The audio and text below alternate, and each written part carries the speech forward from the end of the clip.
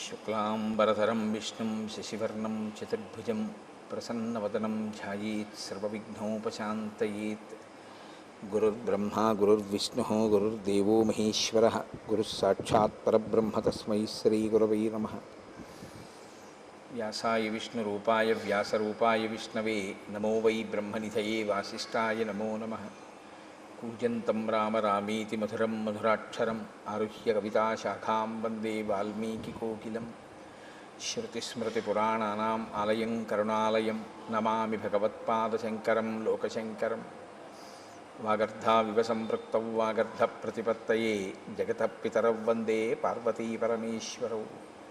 సూక్తిం సమగ్రేతున స్వయమేవ లక్ష్మీః శ్రీరంగరాజమహిషీమధురైకటాక్షైః వైదగ్ధ్యవర్ణగుణగుంభనగౌరవైర్యాం కండూలకర్ణకుహరాः కవయోధయంతి. హైమోర్ధ్వపుండ్రమజహన్మకుటం సునాసం మందస్మితం మకరకుండలచారుగండం బింబాధరం బహుళదీర్ఘకృపాకటాక్షం శ్రీవేంకటేశముఖమాత్మనిసన్నిధత్తాం. మనోజవం మరుతతుల్యవేగం జితేంద్రియం బుద్ధిమతాం వరిష్టం వాతాత్మజం వనరయూధముఖ్యం శ్రీరామదూతం శిరసా నమామి. ఆపదామపహర్తారం దాతారం సర్వసంపదాం లోకాభిరామం శ్రీరామం భూయో భూయో నమామ్యహం. సింధూరారుణవిగ్రహాం త్రినయనాం మాణిక్యమౌళిస్ఫురత్తారానాయకశేఖరాం స్మితముఖీం ఆపీనవక్షోరుహాం పాణిభ్యాం అళిపూర్ణరత్నచషకం రక్తోత్పలం బిభ్రతీం సౌమ్యాం రత్నఘటస్థరక్తచరణాం ధ్యాయేత్ పరేదంబికాం. హరి ఓం. పరమేశ్వర స్వరూపమైన సభకి నమస్కారం.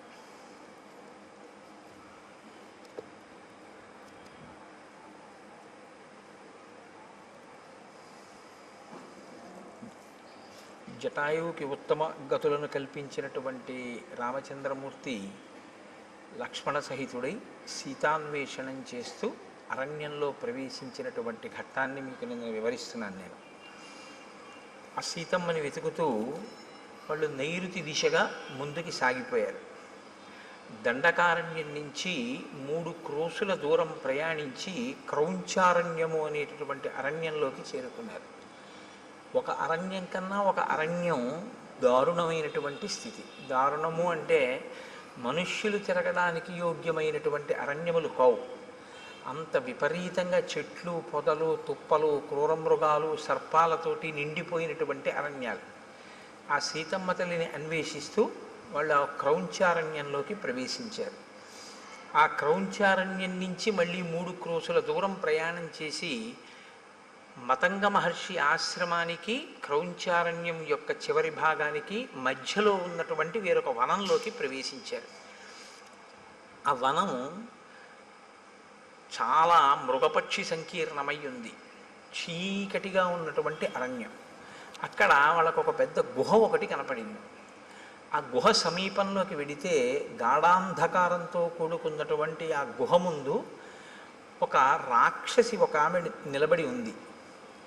భయదామల్పసత్వానాం బీభత్సాం రౌద్రదర్శనాం లంబోదరీం తీక్ష్ణదంష్ట్రాం కరాళాం పరుషత్వచం.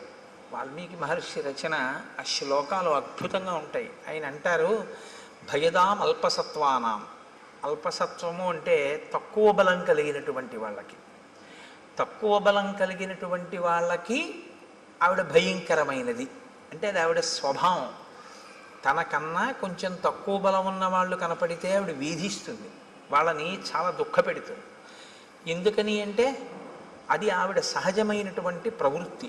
తనకన్నా తక్కువ బలం వాళ్ళు కనపడితే ఆదరించడమో వాళ్ళని రక్షించడమో ఆవిడకు ఉండేటటువంటి లక్షణం కాదు. రాక్షసత్వము అంటే ఇంకేదోని మీరేమనుకోక్కర్లేదు.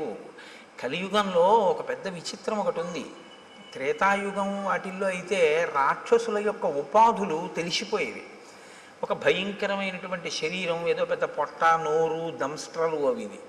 కలియుగంలో బ్రహ్మగారు ఇచ్చినటువంటి వరం ఏమిటంటే రాక్షసుడెవరో మనుష్యుడెవరో తెలియదు, ప్రవృత్తి చేత తెలియాలి. కానీ తెలుసుకునే లోపలే ప్రమాదం వచ్చేస్తుంది.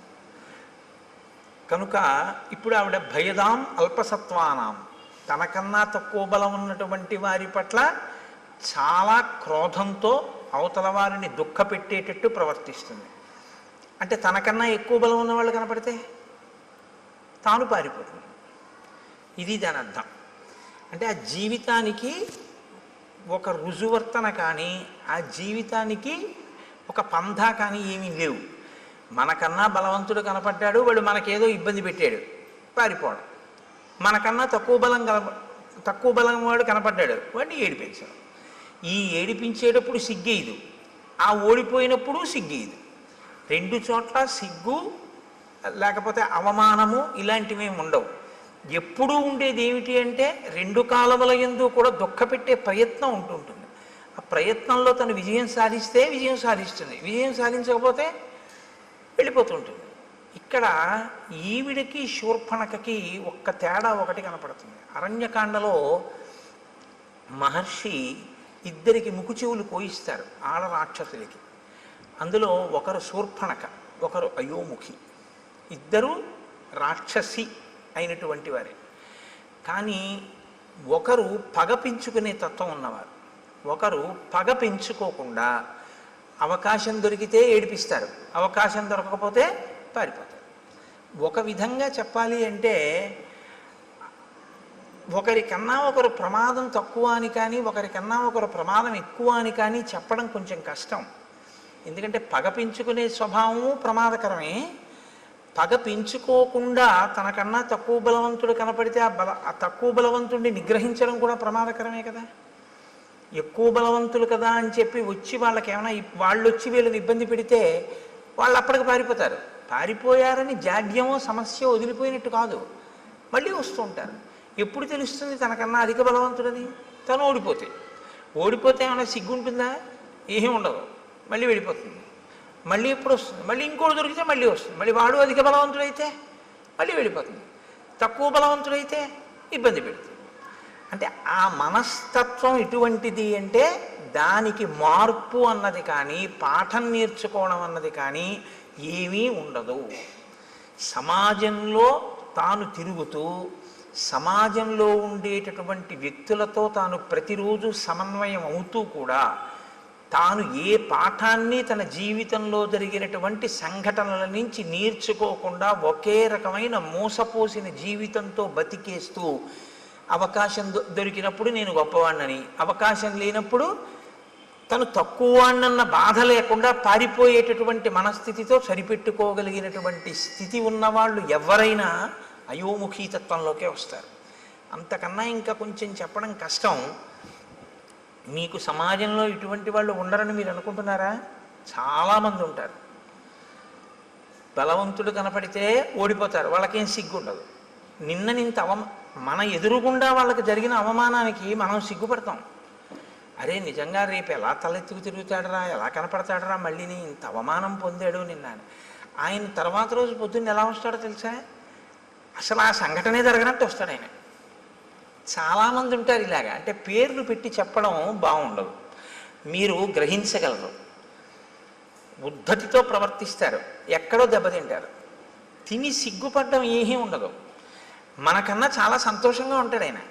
అదేంటి అవమానం పడ్డాడు కదా, నేను రాత్రి నిద్రపోన్నాడు పాపం కుమిలిపోతున్నాడేమో అని మీరు పలకరించడానికి వెళ్ళారనుకోండి, ఆయన మిమ్మల్ని ఎలా పలకరిస్తాడో తెలుసా? అంత బాధపడతాం ఎందుకో దానికి అంటాడు. మన అడుగుతాడు బాధపడతాం ఎందుకు దానికి, అది పెద్ద విశేషమే ఉంది అంటాడు. ఒకవేళ అతను విజయం సాధించాడు అనుకోండి, మీరు అసలు పట్టుకొనే లేరు. ఈ మనఃప్రవృత్తి అత్యంత ప్రమాదకరం. అది ఎప్పటికీ ఏమీ తెలుసుకోలేదు. వీళ్ళ వల్ల ప్రమాదం ఎక్కడొస్తుందంటే వాళ్ళకేం ఉండదు. వాళ్ళకి ఒక రకంగా వాళ్ళకి ఏమిటంటే ఎప్పుడూ అలాగే గడిపేస్తూ జీవితాన్ని జీవించేస్తూ ఉంటారు. వాళ్ళని అంటి పెట్టుకుని ఉన్న వాళ్ళకి చాలా కష్టంగా ఉంటుంది. ఏంట్రా వీడికి మానవమానాలు లేవు, వీడితో ఉండడం. ఆయనకు కొడుకున్నాడు అనుకోండి, ఆ కొడుక్కి మానవమానాలు ఉన్నాయనుకోండి, ఆయన చాలా ఇబ్బంది పడతాడు. మా నాన్నగారు చెప్పలేడు తండ్రికి, మా నాన్నగారు ఏమీ తెలుసుకోరు, ఎప్పుడూ ఇలాగే ప్రవర్తిస్తారు. ఇది చాలా కష్టంగా ఉంది అని తను బరువు అవుతూ ఉంటాడు. తను బరువు అయ్యేటటువంటి పరిస్థితి మంచి ప్రవర్తన కాదు. అది దిద్దుకోవాలి, ఎవరైనా సరే దిద్దుకోవలసి ఉంటుంది దాన్ని. శ్రీరామాయణం కేవలం ఒక జరిగిపోయినటువంటి కథ అని మీరు వినాలి అనుకుంటే రామచంద్రమూర్తి ఒక నరుడిగా అవతారాన్ని స్వీకరించి ఈ పాత్రలన్నిటితోటి సమన్వయం కావలసినటువంటి అవసరం ఆయనకి లేదు. వాల్మీకి మహర్షి ఇన్నిటిని గ్రంథస్థం చెయ్యక్కర్లేదు, ఆయన కొన్ని కొన్ని వదిలిపెట్టేసేయచ్చు. అయోముఖి వృత్తాంతం మీరు విన్నప్పుడు పైకి ఎలా అనిపిస్తుందంటే కేవలం కథాభాగం కింద వింటే ఈ పాటి దానికి అసలు అరణ్యకాండలో ఈ స్థానం అవసరమా అనిపిస్తుంది. కానీ మీరు లోతుగా తరచి చూస్తే ఒక మనిషి తనని తాను దిద్దుకోవడానికి ఏవేవి అవసరమో అవన్నీ మనకి రామచంద్రమూర్తి చూపిస్తూ ఉంటారు. కాబట్టి ఇప్పుడు లంబోదరీం తీక్ష్ణదంస్ట్రాం కరాళాం పరుషత్వచం, ఆవిడ చాలా పెద్ద కడుపు కలిగినటువంటిది, పెద్ద పెద్ద కోరలు ఉన్నాయి, చాలా పరుషమైనటువంటి అంటే మందమైనటువంటి చర్మము కలిగినటువంటిది. ఇప్పుడు ఆవిడ ఏం చేస్తూ ఉంటుంది అంటే భక్షయంతీం మృగాన్ భీమాన్ వికటాం ముక్తమూర్ధజాం, ఆమె భయంకరమైన నవ్వు నవ్వుతూ కనపడినటువంటి మృగములు ఏం దొరికితే ఆ మృగముల్ని తింటూ ఉంటుంది. వికటమైనటువంటి నవ్వు నవ్వుతూ ఉంటుంది. ముక్తమూర్ధజాం, కేశములు సంస్కరింపబడి ఉండవు, ఆ జుత్తు అంతా విరబోసుకుని ఉంటుంది. ఇది ఒక దారుణమైనటువంటి ప్రవృత్తి. నేను మన్నింపబడదను కాక నేను రామాయణం చెప్తున్నాను అంతే, నేను ఇంక ఎవరిని ఉద్దేశించి చెప్పడము నా ఉద్దేశ్యం కాదు. స్త్రీ కేశపాశం కింద కట్టబడి ఉండి తీరాలి అని శాస్త్రవాక్కు. స్త్రీ కేశపాశం కింద కానీ చల్లుకుపోయి ఉంటే విచ్చుకుపోయి ఉంటే అది దేశానికి కూడా అరిష్టం అని, అంతే, అంతకన్నా ఇంకా అక్కర్లేదు. కాబట్టి భక్షయంతి మృగాన్ భీమాన్ వికటాం ముక్తమూర్ధజాం, ఆమె జుత్తు చల్లుకుపోయి ఉంది, అదే రాక్షసీత్వము అన్న మాటకు అర్థం. అంటే తను బాగున్నానని తను అనుకుంటే చాలు, దానివల్ల ఆ అపచారం వల్ల ఇతరులు పోయినా తను పట్టించుకోక్కర్లేదు. అహం తయోముఖీ నామ లాభస్తే తమసి ప్రియ నాథ పర్వతకూటేషు నదీనాం పులినేషు చ ఆయుష్శేషమిమం వీర త్వం మయా సహరంసిసే. ఆవిడంటుంది నా పేరు అయోముఖి. ఆవిడ దృష్టి లక్ష్మణమూర్తి మీద పడింది, రామచంద్రమూర్తి మీద పడలేదు. ముక్కు చెవులు కోయించుకునే వాళ్ళందరి దృష్టి లక్ష్మణుడి మీదే పడుతుందో ఏమో మరి. ఆవిడంది నీవే నాకు తగినటువంటి భర్తవి, అంతే. ఆవిడే నిర్ణయం చేసుకుంది. శూర్పణఖ ఎలా నిర్ణయం చేసుకుందో అలాగే ఆవిడే నిర్ణయం చేసుకుంది. కాబట్టి ఇక నువ్వు శేష జీవితం అంతా కూడా సంతోషంగా నాతో ఆ నదుల యొక్క ఒడ్ల యందు పర్వత శిఖరముల యందు విహరిస్తూ సంతోషంగా గడుపుదువుగానివి. కాబట్టి నువ్వు నాతో సంతోషంగా గడపడం కోసం రా, మన ఇద్దరం భార్యాభర్తలమై గడుపుదాం అని ఆమె లక్ష్మణుణ్ణి పట్టుకుంది.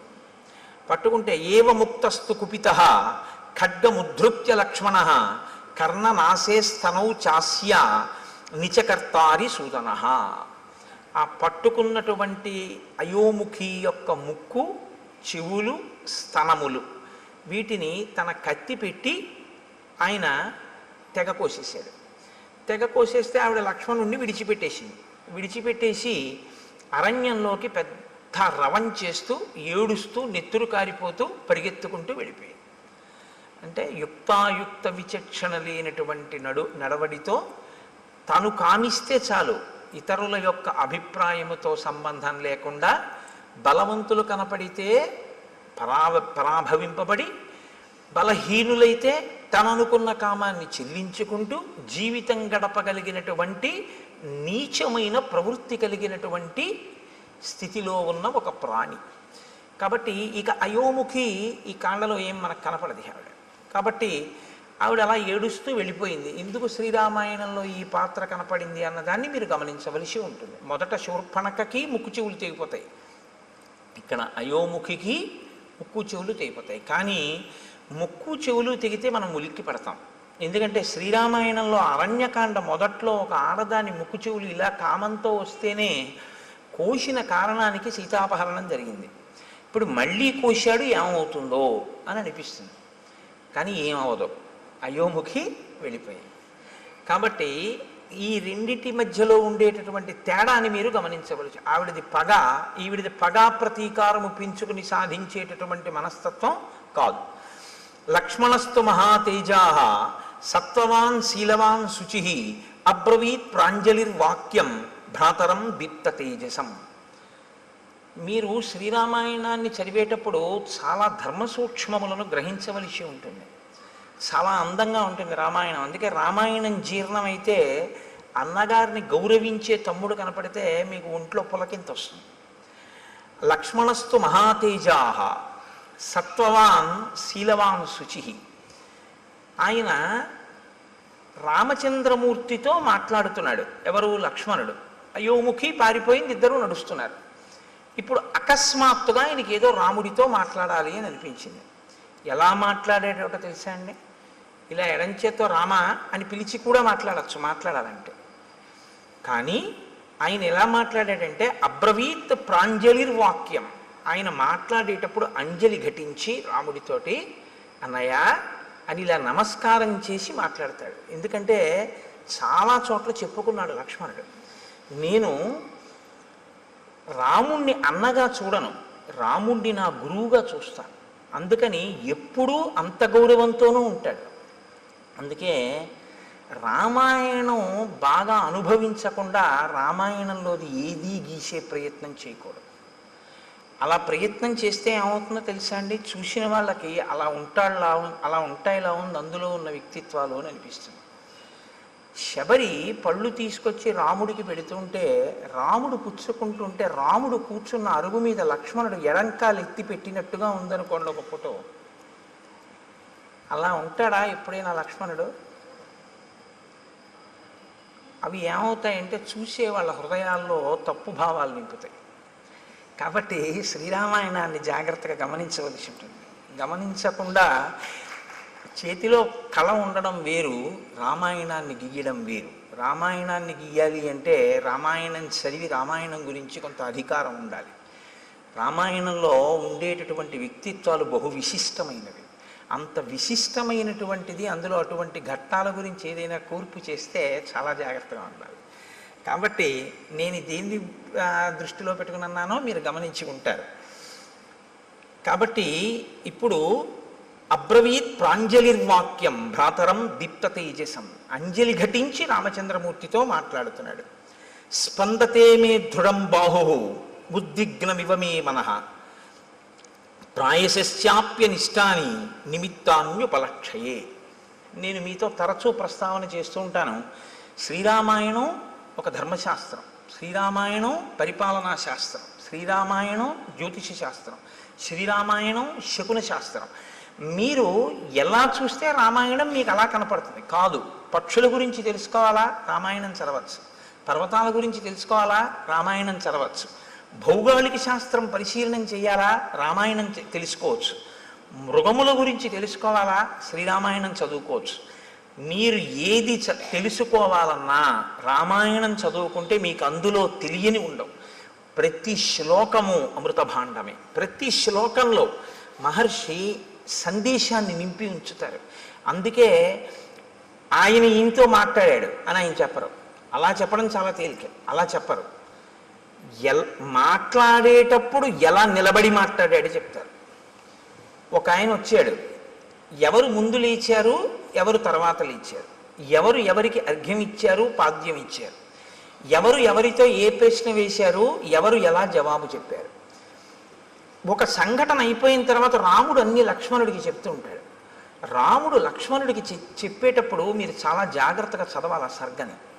అందులో ఒక అత్యుత్తమమైనటువంటి సందేశం ఒకటి ఉంటుంది. రాముడు ఒక సర్గ చివర ఒక వ్యక్తితో తాను చూసి మాట్లాడి వెళ్ళిపోయేటప్పుడు లక్ష్మణుడితో చెప్తాడు, చూసావా లక్ష్మణ, ఇవాళ మనం ఇది చేశాం కదా, దీనివల్ల ఇది అన్నమాట ఫలితం అంటాడు. గురువుతో తిరిగేటటువంటి శిష్యుడికి అందే మహోత్కృష్టమైన ప్రయోజనం అదే. మీరు ఎన్నో శాస్త్రాలు మదిస్తే తప్ప అందనటువంటి విషయం అలవోకగా అందిపోతుంది. ఎందుచేతనంటే ఆయన అనుభవించి ఉన్నాడు, ఆయన చదివి ఉన్నాడు, ఆయన మీకు అలా అందించేస్తుంటాడు. ఆయన నడవడిని మీరు గమనిస్తుంటే చాలు, మీకు అవన్నీ అందిపోతుంటాయి, చాలా తేలిగ్గా అందిపోతుంటాయి. ఇది ఒక గురువు వెనకాతల ఉండేటటువంటి శిష్యుడికి ఎలా ఉంటుందో, ప్రాజ్ఞుడైన అన్నగారిని గురువుగా భావించి వెడుతున్నటువంటి లక్ష్మణుడికి అందుతున్న ఐశ్వర్యం అది. అది తరిగిపోని చెరిగిపోని ఐశ్వర్యం. అందుకే రాముడితో కలిసి ఉండడమే ఆయన ఐశ్వర్యం. అందుచేత లక్ష్మణుడు అయ్యాడు. కాబట్టి చూడండి, ఇప్పుడు ఆయన అంటున్నాడు స్పందతే మే దృఢం బాహు. అన్నయ్య, నా భుజం అదురుతోంది, ఎడమ భుజం. ఎడమ భుజం పురుషుడికి అదిరితే అది అశుభ సూచన, ఏదో దుర్నిమిత్తము, జరగకూడనిది జరుగుతోంది అని.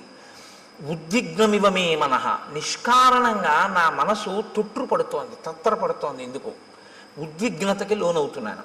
కాబట్టి ప్రాయశ్చాప్యనిష్టాని నిమిత్తాన్ విపలక్షయే, ఏదో భయంకరమైనటువంటి సంఘటన, మనసుకి పరివేదన కల్పించేటటువంటి సంఘటన జరగబోతోంది అని నాకు అనిపిస్తోంది. ఇప్పుడు ఒక సంఘటన జరగబోతోంది, అదేదో చాలా క్లేశమైనటువంటి విషయమే. అందులోంచి బయటికి వస్తావా, బయటికి రావా? అది ప్రధానం. జబ్బు వచ్చింది రైటే, డాక్టర్ గారి దగ్గరికి వెళ్ళి చేయించుకోండి అన్నారు. చేయించుకుంటే బతుకుతానా అండి అని అడుగుతారా లేదా? అడుగుతాం కదా, చేయించుకుంటే బతుకుతామండి అని అడుగుతారు. అలాగే బయటికి వస్తావా, రావా? దుర్నిమిత్తం కనపడుతోంది, జరగకూడనిది జరుగుతోంది అని తెలుస్తోంది, బయటికి వస్తావా? కేవలం జరిగేది మాత్రమే చెప్తే బయటికి వస్తావో రావో చెప్పనటువంటి అసమగ్రత ఉన్నట్టు. సమగ్రత ఎప్పుడు ఉన్నట్టు? ఒక జరగకూడనిది జరుగుతోంది కానీ నువ్వు బయటికి వస్తావు అన్న విషయాన్నో బయటికి రావు అన్న విషయాన్నో కూడా చెప్పాలి. నిన్న రాముడు వస్తున్నప్పుడు మీకు నేను కొన్ని దుర్నిమిత్తాలు చెప్పాను. ఖచ్చితంగా ఏదో అమంగళం జరిగిపోయింది అన్నాడు రాముడు. ఏదో బాధాకరమైన విషయం జరిగిపోయింది, ఎందుకంటే శకునాలు అలా ఉన్నాయన్నాడు. సీతాపహరణం అయిపోయింది. ఇవాళ లక్ష్మణుడు చెప్తున్నాడు శకునాలు. ఇవాళ లక్ష్మణుడు చెప్పేటప్పుడు భయంకరమైనది జరుగుతుంది కానీ పైకి వస్తా ఉంటాడు.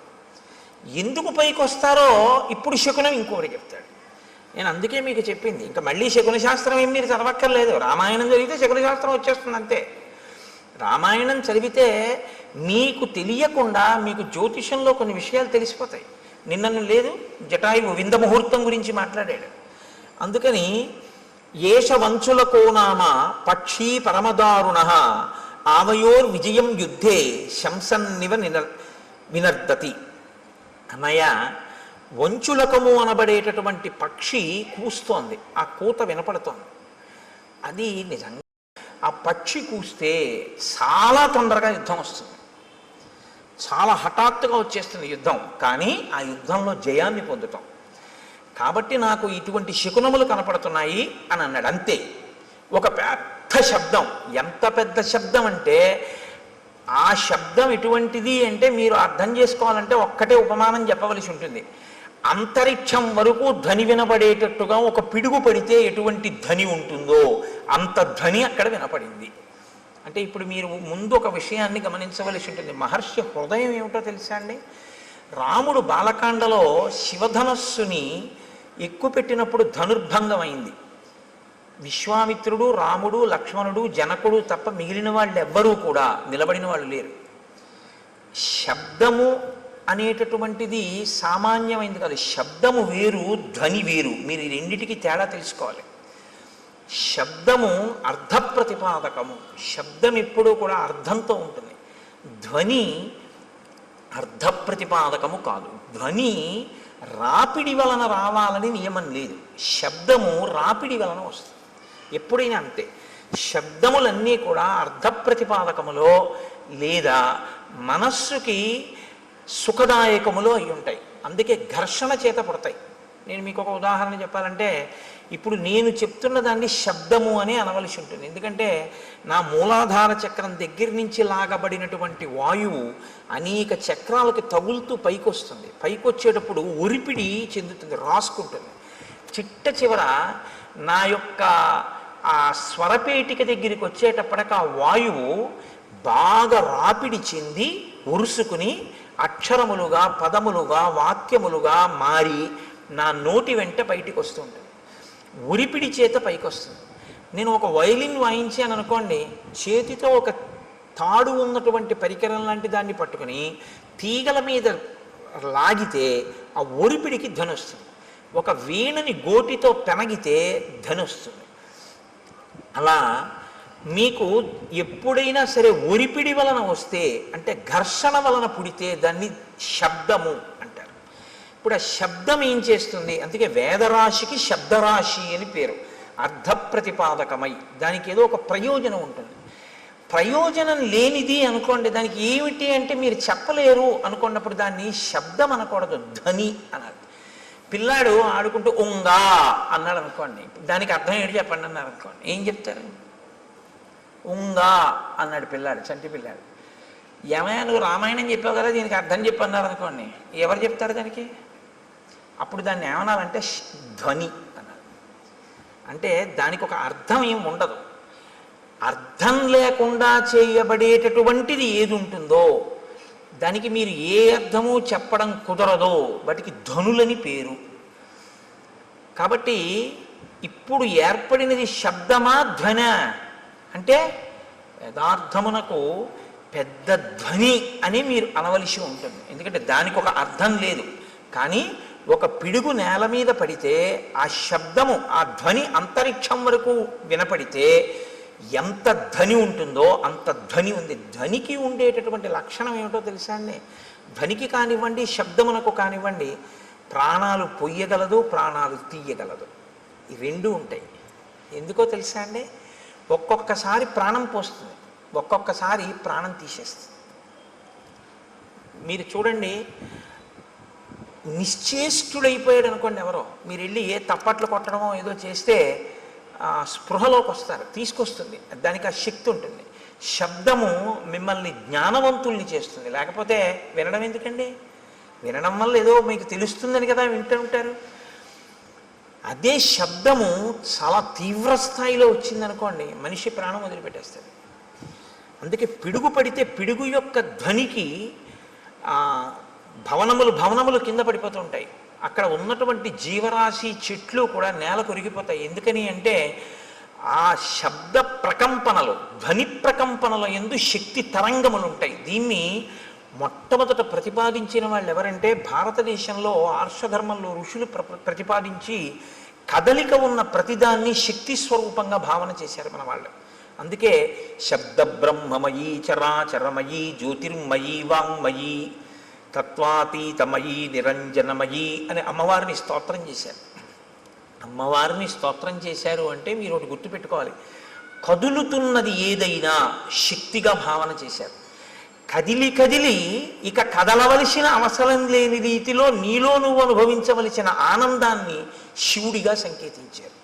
కాబట్టి ఇప్పుడు శివశక్తులు రెండు ఎప్పుడూ కలిసే ఉంటాయి. ఈ రెండిటిని మీరు వేరు చేసి చూడడం అనేటటువంటిది ఎప్పుడూ కుదరదు. అందుకే ఈ ప్రపంచమంతా కూడా పరమశివ తాండవ పార్వతీ లాస్య స్వరూపము అన్నారు శంకరాచార్యులు వారు. లాస్యం అంటే భావం, తాండవం అంటే కదలిక. మీరు చూడండి, మీకు ఈ ప్రపంచమంతా శివస్వరూపంగా, మంగళస్వరూపంగా చూడడం ఎలాగా అంటే దానికి ఆ దృష్టికోణాన్ని శంకరులు అందించారు. అందుకని వారు జగద్గురువులు అయ్యారు. కదలకుండా ఉండదు. ఇప్పుడు నేనేదో మాట్లాడుతున్నాను, కదులుతూ ఉంటాను. కదలిక తాండవం శివస్వరూపం. ముఖమునందు భావ ప్రకటనము అమ్మవారు లాస్యం. ఒక ఆయన నవ్వుతూ ఉంటాడు, ఒక ఆయన విచారంగా ఉంటాడు, ఒక ఆయన సంతోషంగా ఉంటాడు, ఒక ఆయన హాస్యం ఆడుతూ ఉంటాడు. మీరు అలా వెడుతూ చూస్తుంటే రకరకాల భావనతో ఉంటారు. అందరూ ఒక్కలా ఉండరు.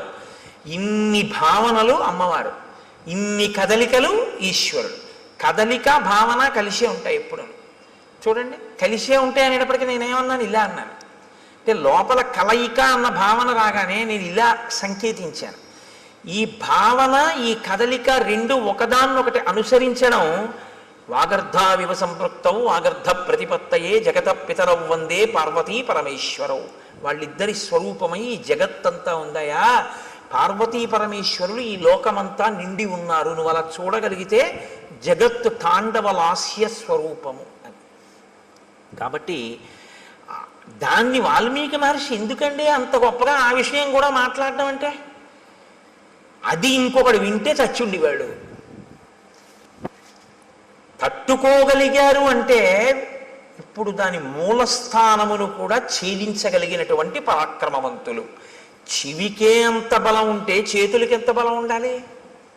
కాబట్టి ఇప్పుడు మూలస్థానాన్ని ఛేదించగలరు. ఇది రామచంద్రమూర్తి యొక్క, లక్ష్మణుని యొక్క వీర్యము, పరాక్రమము. మీతో నేను చాలా మార్లు మనవి చేస్తున్నాను, వీర్యం అన్న మాటకు అర్థం అదే. ఎదుట వస్తున్నటువంటి ఎదిరింపునకు లేదా తనతో తలపడుతున్నటువంటి స్థితిలో ఉన్న ఎదురుగుండా కనపడుతున్నటువంటి ప్రతిద్వంద్వి యందు లోపల తాను చెక్కు చెదరక ఎదుటివాడిని చెక్కు చెదిరిపోయేటట్టు చెయ్యగలిగినటువంటి ప్రజ్ఞకి వీర్యమని పేరు. ఇది లోపల నిబిడీకృతమై ఉంటే పరాక్రమం అని పేరు. కాబట్టి ఇప్పుడు ఈ వీర్య పరాక్రమములు ఉన్నవారు కాబట్టి అందుకని అడిగారు వాల్మీకి మహర్షి, కోన్వస్మిన్ సంప్రదంలోకే గుణవాన్ కశ్చ వీర్యవాన్ ధర్మజ్ఞశ్చ కృతజ్ఞశ్చ సత్యవాక్యో దృఢవ్రత చారిత్ర్యేణ చ కోయుక్త సర్వభూతేషు కోహిత విద్వాన్ కస్సమర్థశ్చ కశ్చైక ప్రియదర్శన ఆత్మవాన్ కో జితక్రోధో ద్యుతిమాన్ కో ననసూయక. ఇన్ని ప్రశ్నలు వేయడానికి కారణం అదే. కాబట్టి ఇప్పుడు వారు ఆ ధ్వనిని విని వాళ్ళు ఏమనుకున్నారంటే ఇంత పెద్ద ధ్వని ఎక్కడి నుంచి వచ్చింది అని ఆశ్చర్యపోయారు. వారు ఆశ్చర్యపోయే లోపలే వారికి ఎదురుగుండా ఒక స్వరూపం ఒకటి కనపడింది, ఒక పెద్ద ఆకారం ఒకటి కనపడింది. ఆకారము అన్న మాట నేను ఎందుకు అనవలసి ఉంటుందంటే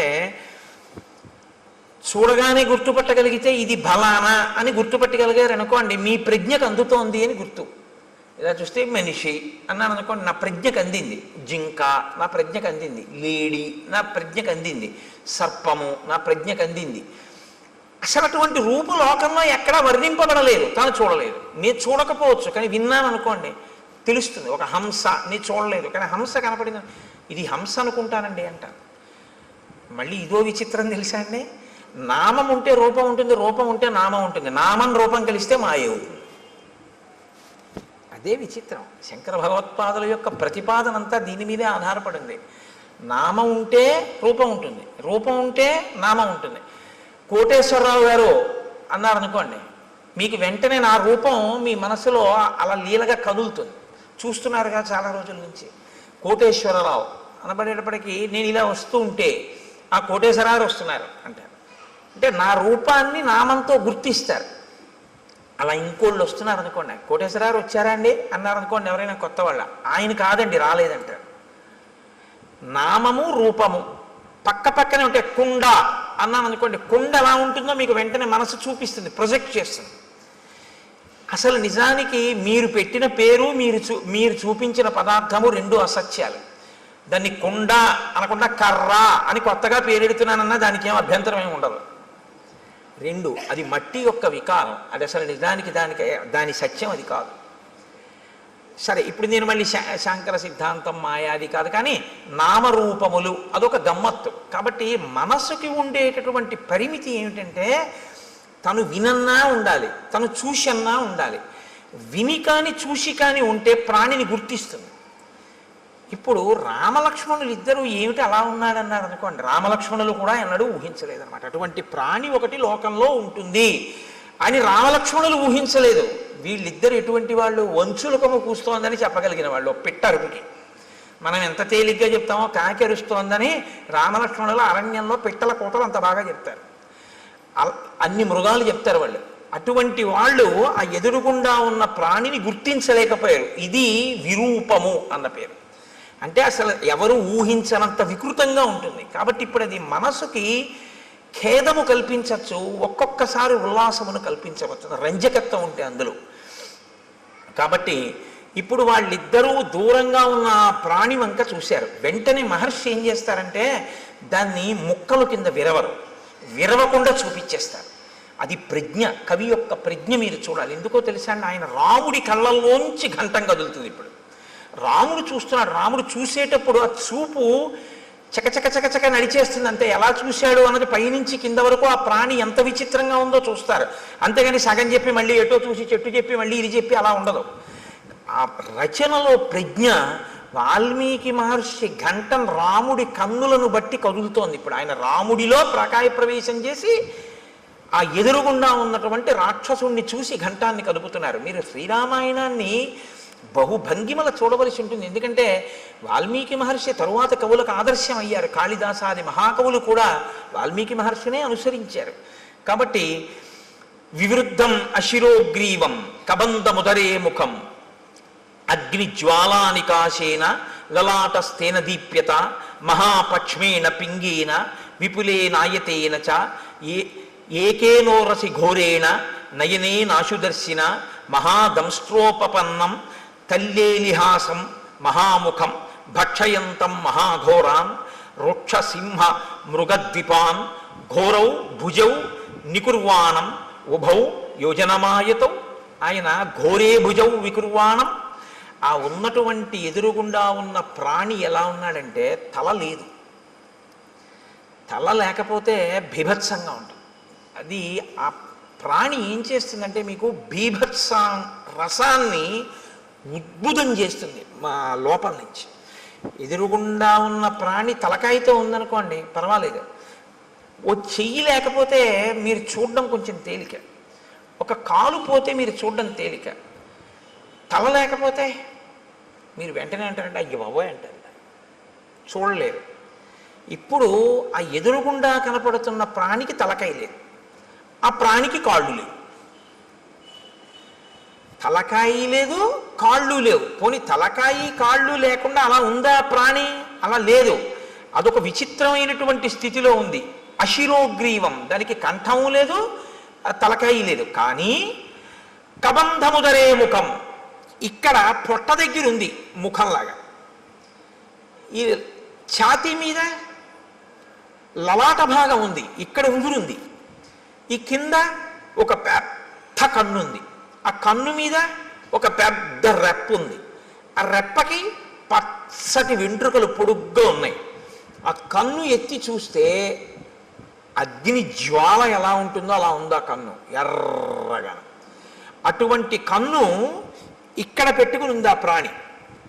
ఇక్కడ గుండెల మీదకు ఉంది, పొట్టలోకి పొట్ట మీద నోరుంది దానికి. దానికి కాళ్ళు లేవు కాబట్టి అది కదలలేదు, అది అలా కూర్చుని ఉంది. కానీ దానికి యోజనం దూరం వరకు వెళ్ళగలిగినటువంటి దీర్ఘబాహువులు ఉన్నాయి. ఇప్పుడు అది ఏం చేస్తోందంటే ఎంత దూరమైనా సరే దానికి ఉన్నటువంటి కళ్ళతో చూస్తూ ఉంటుంది. నయనే నాశుదర్శిన అంటే ఒక్క కన్నే అయినా ఎంత దూరమైనా అది చూడగలదు కానీ లేచి వెళ్ళలేదు, గమనం లేదు. దానికి గమనం లేదు కాబట్టి అది ఏం చేస్తుందంటే చెయ్యి చాపుతుంది, చాపి తడుగుతుంది ఇలాగా. అంటే అది ఎటిళ్ళిందో ఇలా ఇలా తడుగుతుంది, తడివి పట్టుకుంటుంది. అది ఏనుగు కానివ్వండి, పులి కానీ, సింహం కానీ ఏదైనా సరే పట్టుకోగలిగినటువంటి చేతులు దానివి. ఎంత దూరం? ఇక్కడి నుంచి ఒక యోజనం దూరం వరకు ఉంటాయి చేతులు, దాంతో పట్టుకుంటుంది. పట్టుకుని ఈడుస్తుంది ఆ ప్రాణుల్ని. ఆ ఈడ్చి ఆ ఆకర్షంతం వికర్షంతం అనేకాన్ మృగయూధపాన్ స్థితమావృత్య పంధానం తయోర్భ్రాతోహో ప్రపన్నయోహో. అది వాటిని పట్టుకుని ఈడుస్తుంది ఇలాగా. అది నిజంగా మహర్షి ఒక లైవ్ టెలికాస్ట్ అండి, అది నిజంగా అద్భుతం. ఎందుకంటే పట్టుకుని ఇలా ఎత్తడం కొన్ని ప్రాణుల లక్షణం, ఈడ్వడం కొన్ని ప్రాణుల లక్షణం. మీరు చూడండి, ఉత్తమమైనటువంటి సంస్కారం ఉన్న ప్రాణులు కొన్ని ఉంటాయి. చాలా ఉత్తమ సంస్కారం ఉన్న ప్రాణులు అని గుర్తేమిటో తెలుసా అండి? చేతితో పట్టుకుని ఎత్తి తింటాయి. అవి లోకంలో ఒకటి మనుష్యుడు, 2 కోతి, 3 ఏనుగు. వేదంలో మంత్రాన్ని నేను చెప్తున్నాను ఇప్పుడు మీకు చెప్పేది. చాలా ఉత్తమ సంస్కారంతో ఈశ్వరుడు సృష్టించిన ప్రాణి అని గుర్తు ఏమిటంటే చేతితో తింటుంది. ఏనుగు ఎత్తి తొండంతో నోట్లో పెట్టుకుంటుంది, కోతి అరటిపండుని ఎత్తి నోట్లో పెట్టుకుంటుంది, మనిషి పదార్థాన్ని ఎత్తి చేత్తో తింటాడు. ఈడ్చి తినేటటువంటివి, క్రౌర్యం ఉన్నటువంటివి ఈడ్చి తీసుకెడతాయి. ఒక పులి ఉందనుకోండి, ఓ జింకని కొట్టి ఆ పంజాతో పట్టుకుని నోటితో పట్టుకుని భూమి మీద ఈడుస్తూ తీసుకెళ్తుంది. ఈడ్చి తీసుకెళ్ళి అది నెత్తురోడిపోతూ బాధపడిపోతూ ఆ దెబ్బకి నెత్తురోడిపోయి అరుస్తుంటే ఈడ్చుకుంటూ తీసుకెళ్ళి కింద పెట్టి తన పంజా కింద తొక్కి పెట్టి నోటితో పీకుతుంది మాంసఖండాన్ని. అది క్రౌర్యానికి పరాకాష్ఠ. సాత్విక బుద్ధికి పరాకాష్ఠ ఏమిటంటే చేతితో ఎత్తి తినడం అనేటటువంటి అలవాటు ఉంటుంది. మహర్షి అంటున్నారు ఆకర్షంతం వికర్షంతం, పట్టి ఈడుస్తాడు అన్నాడు. అక్కడ పట్టి అలా ఎత్తి ఇలా తేడు, ఇలా ఈడుస్తూ ఉంటాడు. ఎందుకనంటే ఏడ్చడంలో ఉంది ఆ పైశాచిక భావన, ఆ క్రౌర్యం ఉంది అందులో. అంటే అసలు ఉండడమే విచిత్రం, ఆ తినడము విచిత్రం. అంటే ఎంత క్రౌర్యం కలిగినటువంటి ప్రాణో, ఎంత విచిత్రమైన ప్రాణో మీరు ఊహించవలసి ఉంటుంది. ఇంత ఘోరంగా అయినటువంటి స్వరూపం ఎలా వచ్చింది, ఎందుకు వచ్చిందన్న ఆలోచన ఒకటి మీకు వెంటనే రావాలి. ఇది చాలా ప్రధానం రామాయణంలో. అది ఎందుకు వచ్చింది అన్నది మీరు తెలుసుకుంటే అలా మనం రాకుండా ఉండడానికి అవకాశం దొరుకుతుంది కదా. అందుకని ఇప్పుడు దాని వంక చూశారు ఇద్దరు. చూసేటప్పటికి అది వీళ్ళిద్దరిని పట్టుకుని ఇద్దరిని ఈడ్చేసింది దగ్గరికి. ఈడ్చేసి మీరు నాకు ఈశ్వరుడు ఇచ్చిన ఆహారం తినేస్తానని నోట్లో పడేసుకోవాలి కదా. మనకైతే ఇక్కడ, దానికి ఇక్కడే. కాబట్టి ఆ ఈడ్చి తెచ్చి లోపల పడేసుకోవడానికి సిద్ధపడుతోంది. వెంటనే లక్ష్మణుడు అన్నాడు, అన్నయ్య దీన్ని మనం ఉపేక్షించకూడదు, ఈ ప్రాణిని మనం చంపకూడదు. నిజంగా శ్రీరామాయణం ధర్మశాస్త్రం అద్భుతం. అందుకు మహర్షి ప్రతి చిన్న విషయాన్ని కూడా రచనలో చూపిస్తారు. నిశ్చేష్టానాం వధోరాజన్ కుచ్చితో జగతీపతే క్రతు మధ్యోపనీతానాం పశూనామివ రాఘవ. లక్ష్మణుడు అంటున్నాడు, కదలిక లేని ప్రాణిని చంపకూడదు. ఎందుకంటే అది పారిపోవడానికి అవకాశం ఏది? పారిపోవడానికో, విన్నిచ్చి పారిపోవడానికో, నీ మీద కలియబడ్డానికో దానికి అవకాశం ఉంటే నీ వీరత్వం చంపాలి. కదలలేని దాన్ని చంపడం ఏంటి? బళి మా బావ బల్లెమ్ము చేబూని పుల్లాకు తూట్లుగా పొడవలేదే అన్నట్టు కదలలేని ప్రాణిని చంపడం ఏంటి? కాబట్టి అన్నయ్య మనం చంపకూడదు దీన్ని. ఎంత ధర్మం అండి! ఇంకోడైతే ఈ ధర్మం కదూ కాపాడింది, అందుకు కాదు అన్నాడు మారీచుడు. రామో విగ్రహవాన్ ధర్మ అన్నాడు. అప్పుడు కూడా ఇలా ఉన్నాడు బాబా. ఇదేమిటి అంటే బుద్ధి వెంటనే స్వస్థతను తప్పి చంపేవతల వారేద్దాం అన్నారు వాళ్ళు.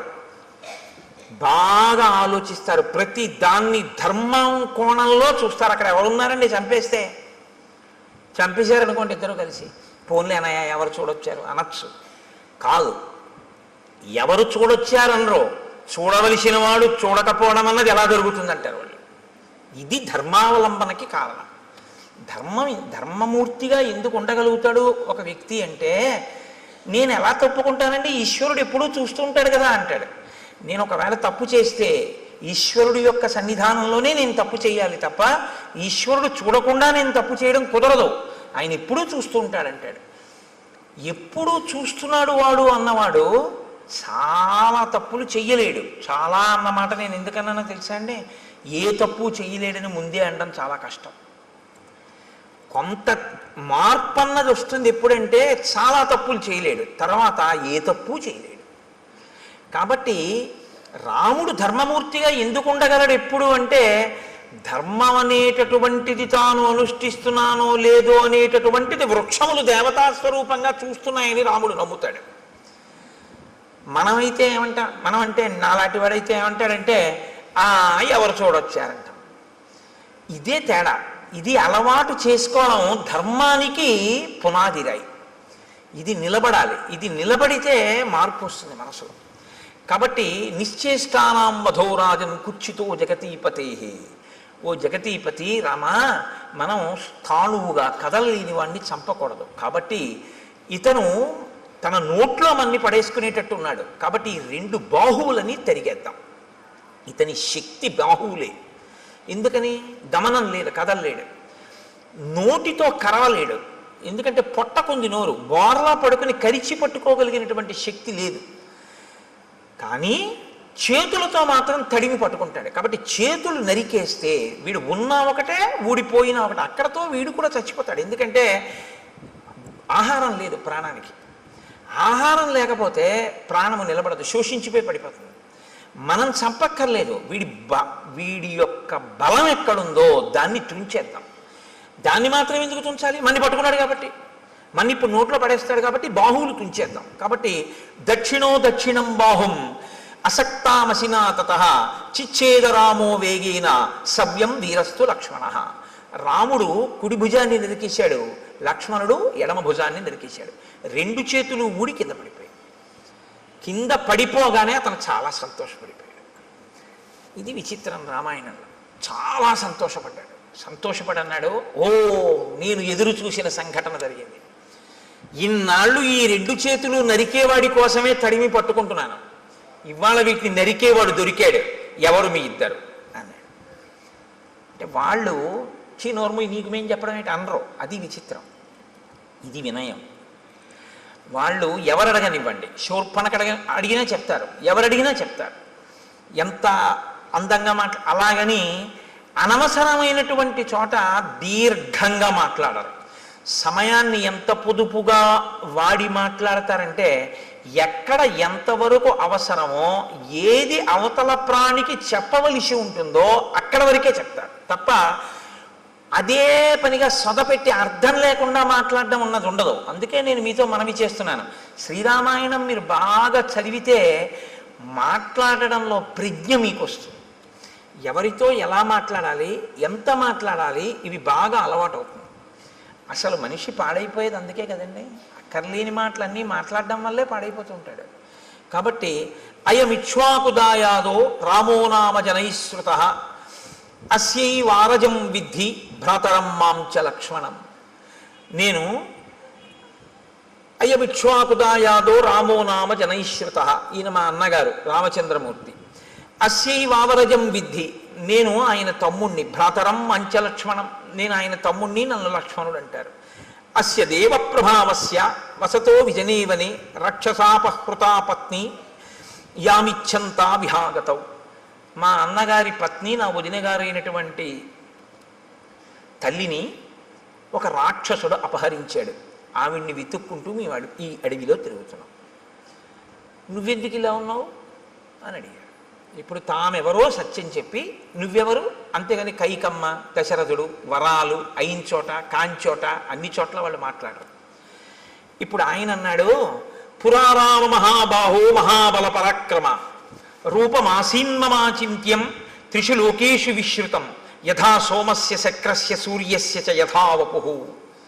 ఎంత అందంగా మాట్లాడాడు. రెండు చేతులు తెగిపోయిన తర్వాత అన్నాడు, రామా మహాబాహో, గొప్ప చేతులున్నవాడా, ఈ చేతులు నరికినవాడా, మహాబల పరాక్రమ, గొప్ప బలపరాక్రమములు ఉన్నవాడా, నేను ఒకప్పుడు చాలా అందమైనటువంటి వాడిని, 3 లోకములలో నా అంత అందగాడు లేడు. యథా సోమస్య శక్రస్య, సోముడి అందం ఎటువంటిదో, శక్రుడు అంటే ఇంద్రుడి యొక్క అందం ఎటువంటిదో, సూర్యుని యొక్క తేజస్సు ఎటువంటిదో అటువంటి శరీరము కలిగినటువంటి వాడిని నేను. అంటే శరీరమునకు అందము, శరీరమునకు కాంతి అన్నీ ఉన్నవాడు. అందుకని అటువంటి ఉపమానాలు వేశారు. ఆ తేజస్సు అవతల వారికి ఆహ్లాదాన్ని కల్పిస్తుంది. కాబట్టి సోముడు అంత అందమైన, అంత లావణ్యము, అంత కాంతి కలిగినటువంటి వాడిని.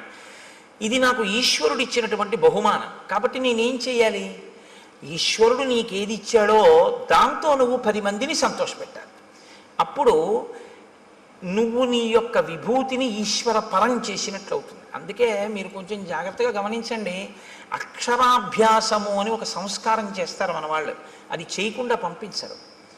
బడికి పంపించడం కానీ, పలక ముట్టుకోవడం కానీ, పుస్తకం ముట్టుకోవడం కానీ, అక్షరం రాయడం కానీ ఒప్పుకోరు. ముందు ఎవరు తమ జీవితంలో తమకి ఉన్న విభూతిని సమాజపరం చేసి ఈశ్వరుడిచ్చిన విభూతిని ఈశ్వరుడికి నైవేద్యం పెట్టి జీవితంలో ప్రసాద బుద్ధితో బతికి 10 మంది చేత సహభాష్ అనిపించుకుని కీర్తి గణించాడో, ఎవడు భగవద్భక్తి తత్పరుడో అటువంటి ఆ పెద్దల తొడ మీద కూర్చోపెట్టి ఆయన చేత్తో పిల్లవాడి చెయ్యి పట్టుకుని పలకలో ముందు దిద్దిస్తాడు. ఓం నమ శివాయ సిద్ధం నమః అని. ఎందుకు రాయిస్తారో తెలుసా అండి? అలా రాయించడం వెనక ఒక రహస్యం ఒకటి దాగి ఉంది సనాతన ధర్మంలో. నువ్వు రేపొద్దున్న ఒక పెద్ద గణిత శాస్త్రజ్ఞుడు అవ్వచ్చు, నిన్ను మించిన గణిత శాస్త్రజ్ఞుడు లేకపోవచ్చు, కానీ నీకొకటి తెలిసి ఉండాలి, నాకు ఇన్ని లెక్కలో వచ్చండం కాదు, ఇన్ని లెక్కలు తెలుసున్న నాకు కూడా అంతటా ఆవరించినటువంటి ఆత్మతత్వాన్ని లెక్క కట్టడం చేత కాదు అని చెప్పగలగాలి. ఏది లెక్క కట్టలేవో నీకొచ్చిన లెక్కల వలన నువ్వు తెలుసుకోవాలి. అప్పుడు ఏమవుతుందంటే నీ విభూతి వినయానికి పరాకాష్ఠం. మీరు జాగ్రత్తగా పట్టుకున్నారో లేదో నేను చెప్పింది. అందుకే అమ్మవారికి శ్రీమాత అని పేరు.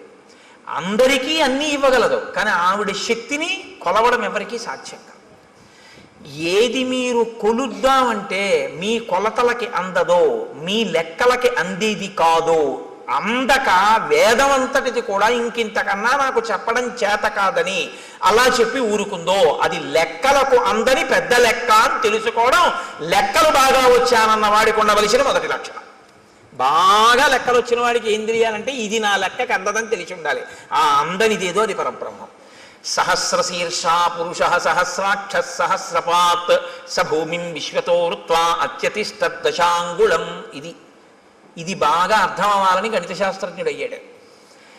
ఈ బ్రహ్మాండములన్నీ ఎంతవరకు ఉన్నాయని నువ్వు ఊహ చేస్తున్నావో, ఎందుకంటే నీ కంటికి అందవు, ఏదో నువ్వు లెక్క కట్టావు, కాంతి వేగము, శబ్ద వేగము, ధ్వని వేగము, ఇలాగా ఈ వేగంతో కొలిస్తే ఎంతవరకు ఉన్నాయని నువ్వు అనుకుంటున్నావో అంతకన్నా ఒక 10 అంగుళాల పై వరకు ఈశ్వరుడు ఉన్నాడు. నువ్వు చూపుకి ఎంత శక్తి ఉందనుకుంటున్నావు? ఒక రాడార్ పెట్టారనుకోండి సముద్రపు ఒడ్డున కొండ మీద, ఆ రాడార్ తిరగడానికి ఓ లెక్క కడతారు. అది తిరుగుతున్నప్పుడు సముద్రం లోపల ఉన్న ఓడలకి ఇక్కడ నౌకాశ్రమం ఉన్నది నౌకాశ్రయం ఉన్నది అన్న సూచన తెలియడం కోసం ఇక్కడి నుంచి ఇక్కడ వరకు ఇలా తిరగాలి అని. మీరు విశాఖపట్నం లాంటి ఊళ్ళకి వెడితే రాత్రి వేళ కొండ నుంచి ఒక్కసారి ఆకాశంలో అలా తిరుగుతుంటుంది ఆ లైట్ హౌస్. దానికి ఒక లెక్క కడతారు. అమ్మవారి కన్ను ఇక్కడి నుంచి ఇక్కడికి ఇలా తిప్పితే ఎంత దూరం వెడుతుంది మీరు లెక్క పెట్టండి. ఇది గణిత శాస్త్రజ్ఞుడు అంటే. శంకరాచార్యుల వారు పెద్ద గణిత శాస్త్రజ్ఞుడు. ఎందుకో తెలుసా అండి? ఎంత వెడుతుందో ఆయన చెప్పలేదు. దృశా ద్రాఘీయస్యాదరదళిత నీలోత్పల రుచా అన్నారు. అమ్మా, ఈ బ్రహ్మాండములు ఎంతవరకు ఇటుపక్కకున్నాయో అంతకన్నా దాటి వెడుతుందన్నారు. అంతే తప్ప ఈ బ్రహ్మాండముల వరకు చూస్తాం లేదు ఆయన. అలా అయితే లెక్క అందింది అమ్మవారి చూపుది. నీ లెక్కకి అందకపోతేనే నీ వినయం, నీవు నేర్చుకున్న జ్ఞానానికి సార్థకత, నీకు అందనిదోటి ఉందని చెప్పడం. కాబట్టి ఈ కంపారిటివ్ డిగ్రీ, ఈ బ్రహ్మాండములు ఎంత ఉన్నాయో అంతకన్నా ఎక్కువ అయి ఉన్నది నీ చూపు. అంత ఎక్కువ వరకు దాన్ని దాటి పడుతుంది ఆ చూపు, లైట్ హౌస్ పడినట్టు. కాబట్టి దృశా ద్రాఘీయస్యాదరదళిత నీలోత్పల రుచా దవీయాంసం దీనం స్నపయ కృపయా మమపి శివే. అది శంకర భగవత్పాదులంటే. మహానుభావుడు. అందుకే శంకర జయంతి చేసుకోకపోతే కృతజ్ఞత అన్నాను నేను. కాబట్టి నువ్వు లెక్కలు నేర్చుకున్నవాడివి అని ఎప్పుడు గుర్తంటే నీ లెక్కకు అందనిదోటి ఉంది అని నువ్వు తెలుసుకుంటే. నాకు తెలియకపోవడం ఏంటంటే లెక్కలు ఏదైనా అన్నావంటే నీ అంత చేతకాని వాడు లేడని గుర్తు. ఇందుకు ఓం నమ శివాయ సిద్ధం నమ. నీకు ఈశ్వరుడు ఎందులో ఎంత పెద్దవాడిని చేసినా నీకు అందందుందని దానిలోంచే తెలుసుకో. నువ్వు ఒక పెద్ద జియాలజిస్ట్ అంటే ఈ భూమికి సంబంధించిన విషయాలన్నీ తెలుసుకున్నవాడివైతే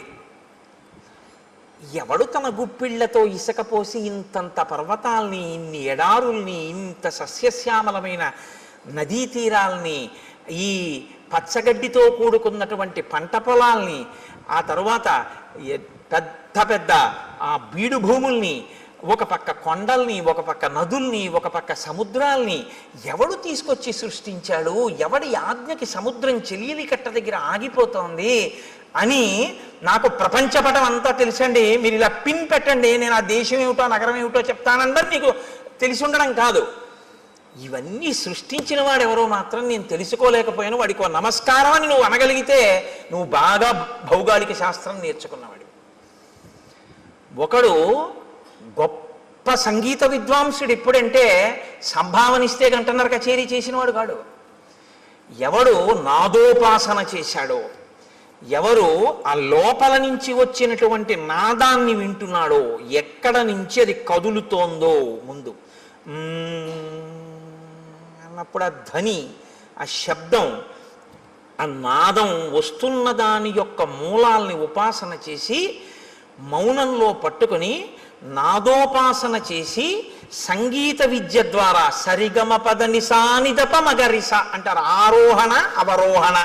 అవరోహణ అంటే కింద పడిపోవడం, ఈ ఈశ్వరుడి నుంచి విడిపోయి అజ్ఞానంలోకి రావడం. ఆరోహణ అంటే పైకెక్కి మళ్ళీ సాలోకి వెళ్ళిపోవడం ఈశ్వరుడి దగ్గరికి. మళ్ళీ సంగీతాన్నే పట్టుకుని కింద పడ్డవాడు సంగీతంతో మళ్ళీ పైకెక్కి సాలోకి కలిసిపోవడం, ఈశ్వరుల్లో కలిసిపోవడం. ఈ నాదోపాసన చేసిన వాడు ఎవడున్నాడో వాడు సద్గురువు అయి నిలబడిపోతాడు. అందుకే త్యాగరాజు గారు ఎవరో అని మీరు అన్నారనుకోండి, సంగీత విద్వాంసుడు అనకూడదు, సద్గురు త్యాగరాజస్వామి అనాలి. శ్యామశాస్త్రి గారు ఎవరో అన్నారనుకోండి, సద్గురు శ్యామశాస్త్రి అనవలసి ఉంటుంది. అలాగే దీక్షితర్ వారు ఎవరో అని మీరు అన్నారనుకోండి, సద్గురు దీక్షితర్ వారు అనవలసి ఉంటుంది. వారు సద్గురువులు. ఎందుకంటే వారు నాదోపాసన చేసి నాదోపాసన ద్వారా బ్రహ్మమును చేరిపోయారు వారు. ఇప్పుడు వారి సంగీతం ఎందుకు పనికొచ్చిందంటే ఎవరు మనకి సంభావన ఇస్తారు, కచేరీకి వెడదాం, డబ్బులు తెచ్చుకుందాం అనడానికి పనికి రాలేదు. అంటే అలా వెళ్ళడం తప్పని నేనేమంటలేదు. కానీ అది ఎందుకు పనికి రావాలి అంటే నాదోపాసన అన్నది ఈశ్వరుణ్ణి చేరడానికి పనికి రావాలి. ఇప్పుడు అలా పనికొచ్చింది అనుకోండి, మీకు అలా పనికొచ్చినటువంటి ఉత్తర క్షణంలో ఈశ్వరుడు మీకు ఇచ్చిన విభూతి మీకు అందని దాన్ని అందుకోవడానికి పనికొచ్చేదే తప్ప అమ్ముకోవడానికి పనికొచ్చేది కాదు. మీకు ఒక కవనం వచ్చనుకోండి, మీకు గొప్పగా ఒక పద్యం చెప్పడం వచ్చనుకోండి, అది ఈశ్వరుడు గురించి చెప్పగలగాలి, 10 మందికి పనికొచ్చేది చెప్పాలి. అందుకే హరినామస్తుతి చేయు కావ్యము సువర్ణాంభోజి హంసావళి సురుజిభ్రాజితమై మానస సరస్ఫూర్తిని వెలుంగొందు అంటారు పోతన గారు.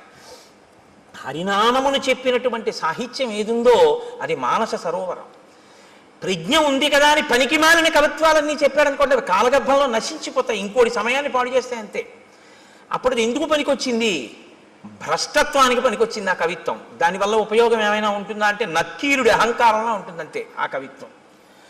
కాబట్టి ఏది నీ యందు బాగా ప్రకాశించిందో దాన్ని బాగా పట్టుకుని నాకు ఇది తెలియదు, ఆ తెలియనిదేదో ఇది తెలియదని తెలుసుకోవడానికి నాకు తెలుసున్నది పనికొచ్చిందన్నవాడెవడో వాడు విద్వాంసుడు, వాడు పండితుడు. పండితుడు అన్న మాట ఎవరికి వర్తిస్తుందో తెలుసా అండి? పద్యాలు చెప్పేవాడికి కాదు. పండాహ అంటే జ్ఞానం.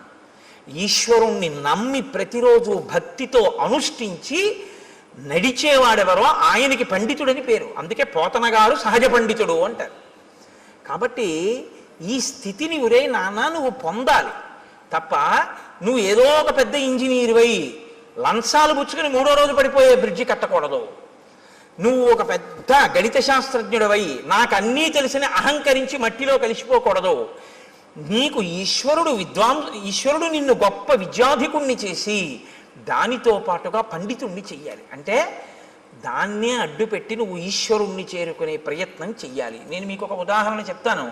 నాకు ఆ డాక్టర్ గారి పేరు జ్ఞాపకం లేదు, కానీ నేను లలితమ్మ గురించి ఉపన్యాసాలు చెప్పేటప్పుడు తరచూ కోట్ చేస్తుంటాను.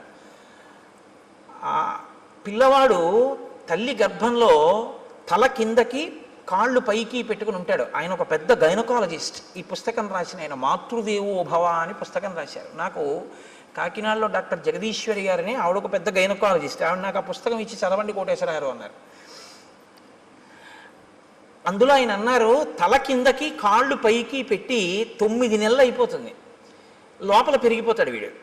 అమ్మ నాభిగొట్టంలోంచి ఆహారం పెడుతూ ఉంటుంది. ఇప్పుడు అమ్మ తినకూడనిది తింది, లోపల వీడి యొక్క శరీరం ఎటువంటిదో తెలుసు. నజ్జు శరీరం అనుకోండి, వీడికి పడిశం పట్టేస్తుంది. పడిశం పట్టేస్తే ఏమవుతుంది? తల కిందకు ఉంది.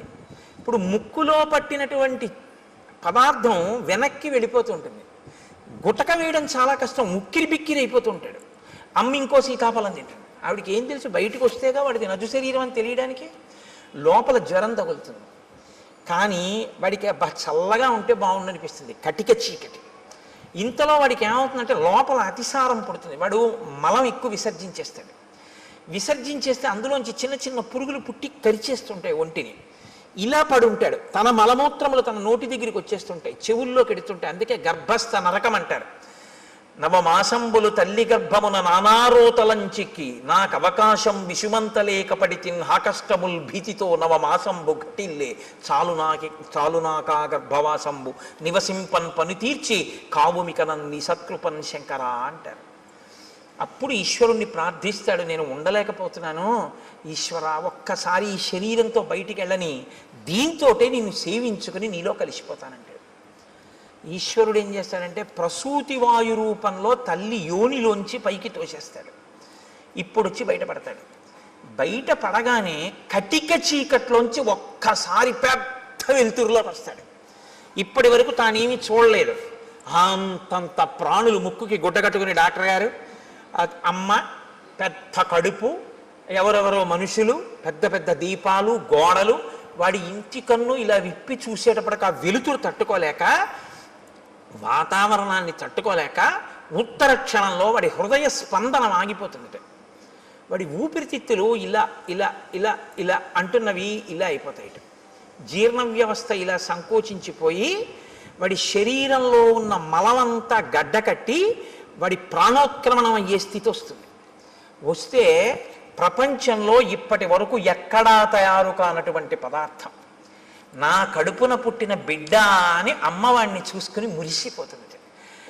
అమ్మ మురిసిపోయి తన స్తన్యాన్ని తీసి వాడి నోట్లో పెట్టగానే ఎలా ఊరుతుందో ప్రపంచంలో ఎవ్వరికీ తెలియదు. కోలోస్ట్రమ్ అనబడేటటువంటి ఒక పసుపచ్చటి జిగురు పదార్థం అమ్మ స్తన్యంలోంచి కొడుకు నోట్లోకి ఎడుతుంది. దాన్ని చప్పరిస్తాడు అంతే.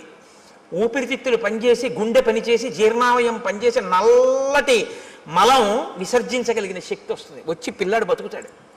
పిల్లాడు బ్రతకడానికి కావలసినటువంటి ఆ కోలోస్ట్రమ్ అనబడేటటువంటి పసుపచ్చటి పదార్థం పిల్లవాడు కాని పిల్ల కాని పుట్టగానే వాణ్ణి చూసుకోగానే నా బిడ్డ అన్న ఆనందం కలగగానే మాతృత్వపు ఆనందపు అంచుల వలన అమ్మ శరీరంలో ఉత్పత్తి అయి స్తన్యంలోంచి స్రవింపబడేటటువంటి పదార్థాన్ని నేను సాక్షాత్ జగన్మాతగా చూస్తున్నాను. ఆ కోలోస్ట్రం వల్ల ఈ లోకంలో ఇన్ని ప్రాణులు పుట్టి బతుకుతున్నాయి. నేను నేర్చుకున్న గైనకాలజీతో నేను తెలుసుకున్నది ఏమిటంటే ఆ కోలోస్ట్రం అన్న పదార్థంలో అమ్మవారు ఉంది అని రాసుకున్నాడు ఆయన ఆ పుస్తకంలో. ఇది ఆ డాక్టర్ గారి ధన్యతకి కారణం. తను చదువుకున్న గైనకాలజీ ఎందుకు పనికొచ్చిందంటే ఈశ్వరుణ్ణి తెలుసుకోవడానికి. ఈ ప్రాణులను మేము కాదు ఆపరేట్ చేస్తున్నది. ఇన్నాళ్ళకి ఒక పిల్లవాడు పుట్టాడు అంటే ఆ పిల్లవాడిని లోపల ఉంచినవాడు, పైకి తెచ్చినవాడు, బతికించినవాడు ఆ తల్లి జగన్మాత, ఆ పరాశక్తి. ఆ పరాశక్తి అమ్మ రూపంలో వచ్చి బతికించింది అని తను తెలుసుకుని నమస్కరించిన వాడు ఉన్నాడే, వాడు విద్వాంసుడు, వాడు పండితుడు. అందుకు పనికొచ్చింది ఆయన చదువు.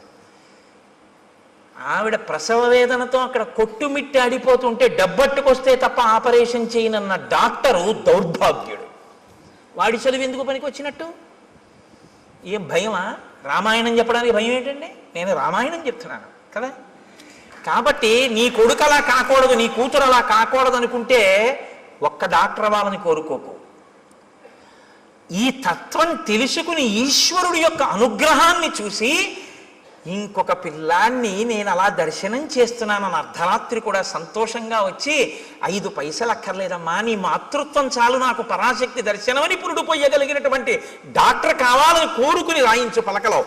అందుకని ఏది చదవాలన్నా ఓం నమ శివాయ సిద్ధం నమః, మంగళప్రదమైన చదువు కావాలి అని మనం కోరుకుంటాం. లేకపోతే ఏమవుతుందో తెలుసా అండి? దీని రెండో కోణం అహంకారం. ప్రతిదానికి అహంకారమే.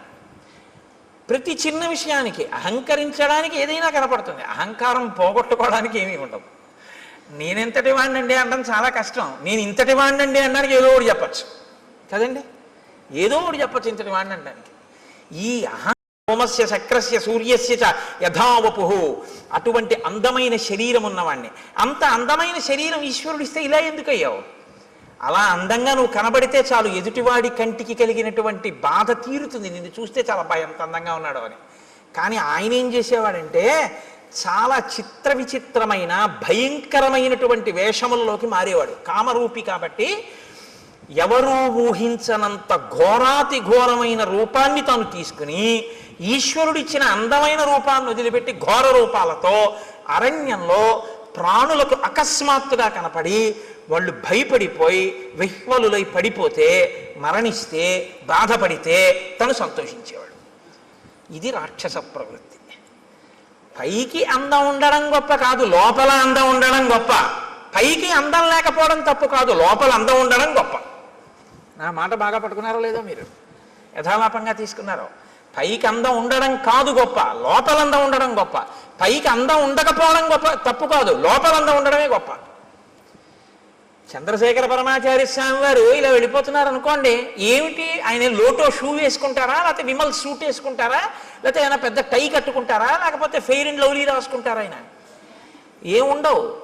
పాదచారి అయి ఓ కాషాయ వస్త్రం కట్టుకుని ఇలా తలమించి వేసుకుని, ఇంత విభూతి పుండ్రాలు పెట్టుకుని, ఇంత బొట్టది కూడా గుండ్రంగా కూడా ఉండదు, అద్దుకున్నట్టు పెట్టేసుకుని, చేతిలో ఓ సత్యదండం పట్టుకుని, ఆయన ఓ కమండలం పట్టుకుని గబ్బ గబ్బ గబ్బ గబ్బ నడిచి వెళ్ళిపోతుంటారు. ఇప్పుడు నేను ఇలా చెప్తుంటే ఆయన ఇలా వచ్చారనుకోండి, అకస్మాత్తుగా ఉంటుందా నా రామాయణ ప్రసంగం? లేచి గభాలను ఒక్కసారి స్వర్ణదండం పడ్డట్టు దెబ్బ తగిలితే తర్వాత చూద్దామని కింద పడిపోతానంతే. మీరంతే లేచి సభంతా కింద పడిపోతుంది. ఏ అందం చూసి గౌరవించారు?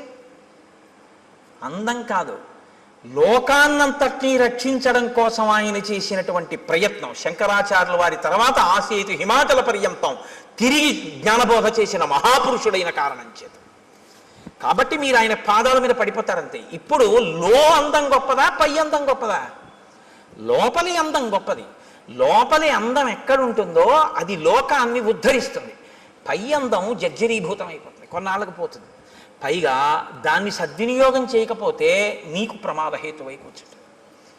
కాబట్టి చూశారు, పై అందంతో లోపలి అందం పెంచుకోలేదు, పై అందంతో లోపల అందవికారం పెంచుకున్నాడు. లోపలి అందవికారం పై అందాన్ని కూడా తీసేసింది. ఇదే నేను మీతో మనవి చేసింది. అక్షరాభ్యాసము అన్నది మూఢనమ్మకములు, చాదస్తములు. నేను మీతో ఒకరోజు మనవి చేశాను. ఒక ఆయన ఆవును చంపేద్దాం అనుకున్నాడు. ఆవును చంపేయి అన్నాడు అనుకోండి, బుద్ధుందా లేదా అంటారు. కాబట్టి ఆవును చంపేయి అనకుండా ఏమన్నాడంటే ఆ పులిని చంపేయి అన్నాడు. ఇప్పుడు చూడటం లేదు మీరు, అది ఆవో పులో మీరు చూడలేదు. పులిని చంపేయి అన్నారు. అయ్యి బాబాయ్ మీద పడిపోతుంది కాబట్టి చంపేయమన్నాడు అనుకున్నారు. ఆ పావును చంపేయి అన్నాడు. పావు కాబట్టి చంపేయమన్నాడు అనుకున్నారు. ఆయన ఆవును చంపేశాడు. ఆవుని తెలుసు, పావును చంపేయి అని చంపించేశాడు. ఆవు అని చెప్తే అది పవిత్రం కాబట్టి చంపడానికి ఒప్పుకోరని. సనాతన ధర్మాన్ని వదిలేయని చెప్పలేక మూఢ విశ్వాసాలు వదిలేయని చెప్తున్నారు. ఆవును చంపేయని చెప్పకుండా పావును చంపేయని చెప్పినట్టు. అక్షరాభ్యాసం మూఢనమ్మకం అంటే ఇదిగో ఇందుకే పనికొస్తాం, కబంధుడు కావడానికి పనికొస్తాం. అక్షరాభ్యాసం ఎందుకు చేస్తారంటే నీకున్నటువంటి ఈశ్వర విభూతి లోకకంటకం కాకుండా నిన్ను రక్షించి ఈశ్వరానుగ్రహం అని నువ్వు గుర్తెరగడానికి పనికొస్తుందని. లేకపోతే నిన్ను ఎక్కడ పడితే అక్కడే ప్రమాదం తీసుకొస్తావు ఈ విభూతితోటి. ఇది నా యందు దోషభూయిష్టమైంది. నేను ఒకానొకనాడు అరణ్యంలో ఘోరమైన రూపంతో స్థూల శిరస్కుడు అనబడేటటువంటి ఒక ఋషికి కనపడ్డాను. ఆయన కందమూలములు ఏరుకుంటున్నారు. ఆయన ఋషి, ఆయన వలన లోకానికి ఏమీ బాధ ఉండదు. ఆయన ఇప్పుడు లోకాన్ని కాపాడతారు. అటువంటి ఋషికి ఇప్పుడు నేను ఏ స్వరూపంతో ఉన్నానో అటువంటి రూపంతో కనపడ్డాను. ఆయనకి ఏదో సంతోషం వేసింది, అలా కనపడితే హడిలిపోతాడని. ఆయన వెనక్కి తిరిగి చూశాడు. నిజంగానే మనసులో ఉలిక్కి పడ్డాడు. అయ్యబాబు ఇదేమిటి ఇలా ఉంది ఈ ప్రాణి. అయితే వాళ్ళది నిర్భయత్వం. ఎక్కడ నిర్భయత్వం? అద్వైతమే నిర్భయత్వం. రెండోది ఉందంటే భయం, ఉన్నదొక్కటే అంటే భయం ఏమిటి? ఇంకా భయపడడానికి ఏముంటుంది? అదే అద్వైతం. కాబట్టి ఆయన వెంటనే ఏమన్నాడంటే శాపవాక్కుని విడిచిపెట్టాడు. ఏతదేవ నృశంసంతే రూపమస్తు విగర్హితం. నీకు ఇటువంటి నింద్యమైనటువంటి రూపం కావాలనుకున్నావు. నృశంసం విగర్హితం, క్రూరమైన నింద్యమైన, రెండు మాటలు వేశాడు. ఈ రూపం ఎలా ఉంది? నింద్యంగా ఉంది, చూడ్డానికి అసహ్యించుకునేటట్టుంది, ఘోరంగా ఉంది. చేతులు ఒక్కటి ఉండి ఏమిటి ఆ స్వరూపం ఏమిటి, ఆ కనపడడం ఏమిటి? అప్పటికి తలకాయ ఉంది ఆయనకి ఇంకాను. కాబట్టి నువ్వు ఇలాగే అరణ్యంలో పడి ఉండు అన్నాడు. ఇప్పుడు అసలు ఉన్న అందం పోయింది. ఇప్పుడు ఏం చేశాడు?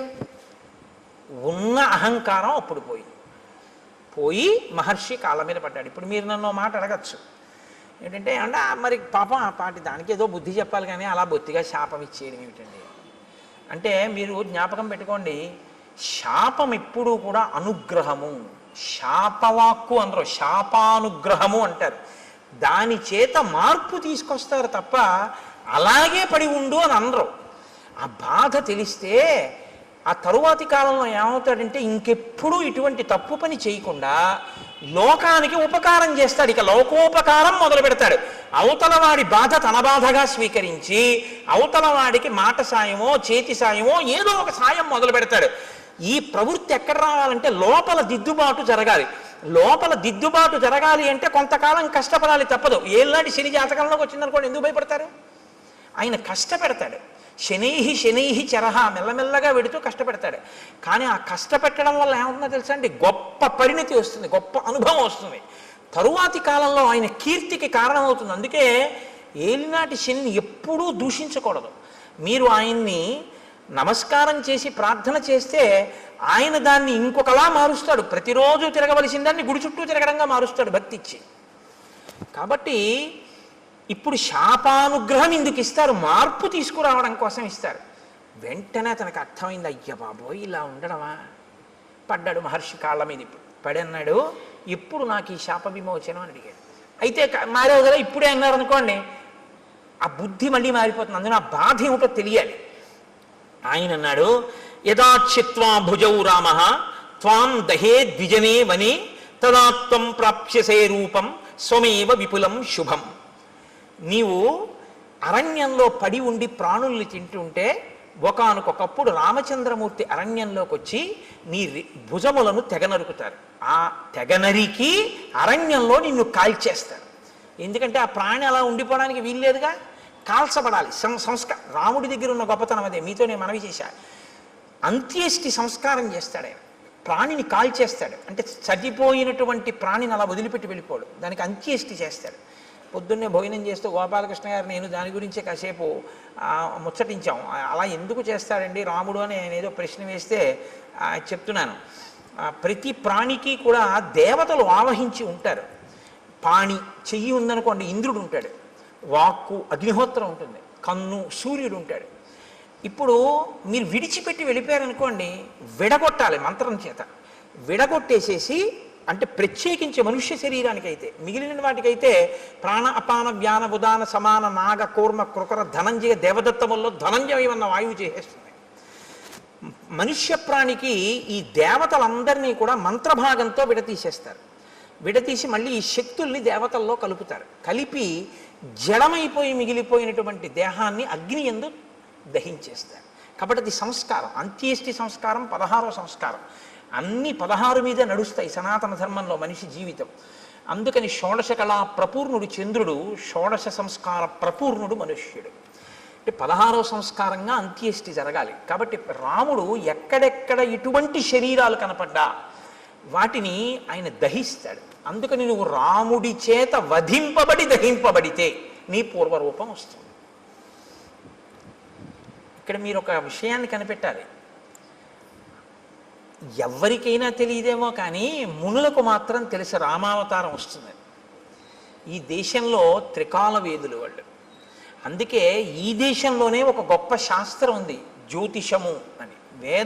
వేద పురుషునికి జ్యోతిషము నేత్రస్థానంలో ఉంటుంది, వేదాంగము అని. అంటే ఇప్పుడు కళ్ళు లేనివాడు ఉన్నాడు అనుకోండి, మీరు గుళ్ళోకి తీసుకొచ్చి విగ్రహం దగ్గరికి తీసుకెళ్ళి ఇదిగో ముట్టుకో, ఇది గణపతి, ఇదిగో ఇలా ముట్టుకో తొండం అన్నారనుకోండి, ఆయన చూసి ఓహో అంటాడు.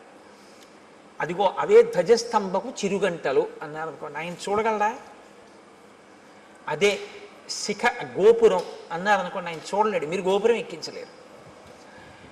దూరంగా ఉన్నది చూడడానికి కన్ను పనికి వస్తుంది, కాలంలో వచ్చేదాన్ని లెక్క కట్టడానికి జ్యోతిషం పనికి వస్తుంది. అందుకని వేద పురుషుడికి నేత్రస్థానంలో ఉంటుంది జ్యోతిష శాస్త్రం వేదాంగంగా. కాబట్టి మహర్షులు త్రికాల వేదులు, వాళ్ళకి అన్నీ తెలుసు ఏం జరగబోతోందో. కాబట్టి వాళ్ళు రాబోయే రామావతారాన్ని లెక్కలోకి తీసుకున్నాడు ఆయన. తీసుకుని రామావతారం వచ్చి రాముడు అడవికి వచ్చాక రాముడి చేతిలో నీ చేతులు ఖండింపబడి నీ దేహము దహింపబడితే నీకు మళ్ళీ యథారూపం వస్తుంది. కాబట్టి రామ ఇందుకు నీ సంతోషించాను, నా చేతులు నరికేవాడు వచ్చాడని. ఎవడో నరికాడా? రాముడే నరికాడా? అందుకు అడిగాను. కాబట్టి రామ నేను ఎవరు పూర్వం అంటే శ్రియోమాం మధ్యమం పుత్రం ధనుం నామ్నాచ దానవం ఇంద్రకోపాదిదం రూపం ప్రాప్తమేవం రణాజిరే. నేను శ్రీ అనబడేటటువంటి వాని యొక్క మధ్యమపుత్రుడైన ధనువు అనబడేటటువంటి పేరున్నవాడిని. నాకు స్థూలశిరస్కుడు అనబడేటటువంటి ఋషి శపిస్తే నేను అక్కడతో ఊరుకోలేదు. ఆ రూపం వచ్చే లోపల నేను బ్రహ్మగారి గురించి ఘోరమైన తపస్సు చేశాను. బ్రహ్మగారు ప్రత్యక్షమై అన్నాడు, దీర్ఘాయుష్మాన్ భవ అన్నాడు. అని ఆయన వెళ్ళిపోయాడు.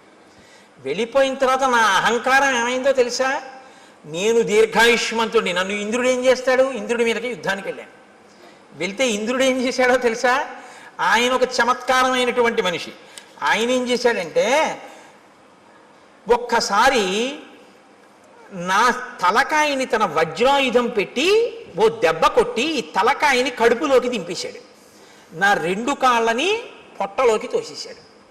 తోసేస్తే తలకాయ లేదు, కాళ్ళు లేవు, మనిషిని మాత్రం బతికున్నాను. పైగా అన్నాడు తోసేసి పితామహవచ సత్యం తదస్థితి మమాబ్రవీత్. పితామహుడైన బ్రహ్మగారు నీకు దీర్ఘాయుష్ ఇచ్చాడు, చంపేను, పడుండన్నాడు. అప్పుడు నేనన్నాను, అయ్య బాబోయ్, పితామహుడు ఇచ్చాడు వరం బాగానే ఉంది, అహంకారంతో నేనేదో సాధించాననుకున్నవి ఇలాగే వస్తాయి తిరిగి. కాబట్టి వినయంతో చేసినవి, భక్తితో చేసినవి ఉద్ధరిస్తాయి, కానీ అహంకృతితో చేసినవి పనికొచ్చేవి కావు. చిట్ట చివరికి వచ్చి ఇలాగే కట్టి కుడుపుతాయి. కాబట్టి నేనన్నాను, నాకు పితామహుడు దీర్ఘాయుష్మంతుడు అన్నాడు నిజమే, కడుపుకి ఆకలోటి ధర్మం కదా ప్రాణికి. ఇప్పుడు నాకు తలకాయ లేదుగా, కాబట్టి నోరు లేదుగా, కానీ కడుపు ఉందిగా, తినాలిగా. వెళదామంటే కాళ్ళు లేవుగా, ఏం తిని బతకను అని అడిగాను. అడిగితే ఆయన ఏం చేశాడో తెలుసా? ఏవముక్తస్తు మే శక్రో బాహు యోజనమాయతౌ ప్రాదాదాస్యంచమే కుక్షౌ తీక్షణ దంస్త్రం అకల్పయత్. నాకు పెద్ద పెద్ద కోరలు పెట్టి, నా గుండెల దగ్గర కన్ను పెట్టి, నాకు యోజనమంత పొడుగైన చేతులు ఇచ్చి, నువ్వు బతకవలసింది దీర్ఘాయుష్మంతుడవై బతికుండడానికే తప్ప అంతకన్నా ఎందుకురా నువ్వు బతికుండి నువ్వేం చేయాలి లోకానికి? అని నీ చేతులతో తడువుకు తింటుండు పడుండు అన్నాడు. అంటే దారుణమైన జన్మ ఏదో తెలుసా అండి? తినడానికి బతికే జన్మ కదండి. ఇప్పుడు అంతిమంగా తీర్పు ఎక్కడికి వచ్చింది? ఆయన దీర్ఘాయుష్మంతుడు దేనికి? తింటాడు, బతుకుతాడు. ఎందుకు బతుకుతాడు? తినడానికి బతుకుతాడు, అంతే. ఎక్కడికి వెళ్ళడం, ఏమీ చెయ్యడు. ఈశ్వరుడి గురించి ఏమీ తెలుసుకోక్కర్లేదు, ఓపిక ఉన్నా ఏమీ చేయక్కర్లేదు. ఓపిక ఉన్న రోజుల్లో భోగాలకి, పెద్దవాడైపోయిన తర్వాత ఉన్న ఓపిక ఎక్కడ పోతుందో అని ఈశ్వరుడి దగ్గరికి వెళ్ళడం. మీరు లోకం పోకడ ఎలా ఉంటుందో తెలుసా అండి? ఇప్పుడు ఎందుకండి అంటాడు. ఏమండి రామాయణానికి వెళ్ళొద్దాం ఏంటి అన్నాడు అనుకోండి ఎవడైనా. ఏంటండి ఇప్పటి నుంచి రామాయణం అవన్నీ, మరి ఎప్పుడండి అని మీరు అడిగారు అనుకోండి. రిటైర్ అయిపోయాక. రిటైర్ అయిపోయిన తర్వాత కూడా నువ్వు ఉంటావని ఎవరన్నా రాసిచ్చారా నీకు బాండ్ పేపరు? దంతంబుల్ పడనప్పుడే తనువుయందు ఆరూఢియున్నప్పుడే కాంతాసంఘము రోజనప్పుడే జరాక్రాంతంబు కానప్పుడే వింతల్మేన చరించునప్పుడే కురుల్ వెల్వెల్ల కానప్పుడే చింతింపన్వల మీ పదంబుజములం శ్రీకాళహస్తీశ్వర. ఇంకా నువ్వేం చేస్తావు? 60 ఏళ్ళు వచ్చేసి రిటైర్ అయిపోయిన తర్వాత అప్పుడు పూజపీఠ మీదకి వెళ్ళి కూర్చుని ఆ చెమ్యా అంటే నీకు తెలియదు. ఓ గుళ్ళోకి వెళ్ళి మంత్రపుష్పానికి ముందు నీళ్ళు వస్తే తీర్థం కింద గుచ్చేసుకుంటూ ఉంటాడు లోపలికి. ఎందుకంటే మంత్రపుష్పం ముందు చేయగడుక్కోమని వేశారు చేతిలోనే, ఆయనకి తెలియదు. అప్పుడు మళ్ళీ అర్చక స్వామి అయ్యో అయ్యో తాగేకండి అయ్యాలాగా తీర్థం గారు చేయగడుక్కోండి అంటే అప్పుడు ఆ చేతి నీళ్లు తీసుకెళ్ళి ఆయన పళ్ళల్లోనే కడిగేస్తాడు. అంటే అదో వాష్ బేసిన్ అనుకుంటాడు. అమ్మ బాబు నా అదృష్టం రా, ఇలాంటి భక్తుడు వచ్చాడు ఇవ్వాలని ఆయన అనుకోవాలి. లేరని మీరు అనుకుంటున్నారా? ఎక్కడిది ఈ అజ్ఞానం? ఓపిక ఉండగా ఆర్జించడానికి తినడానికి తప్ప ఈశ్వరుడు గురించి తెలుసుకోవడానికి పనికి రాలేదు.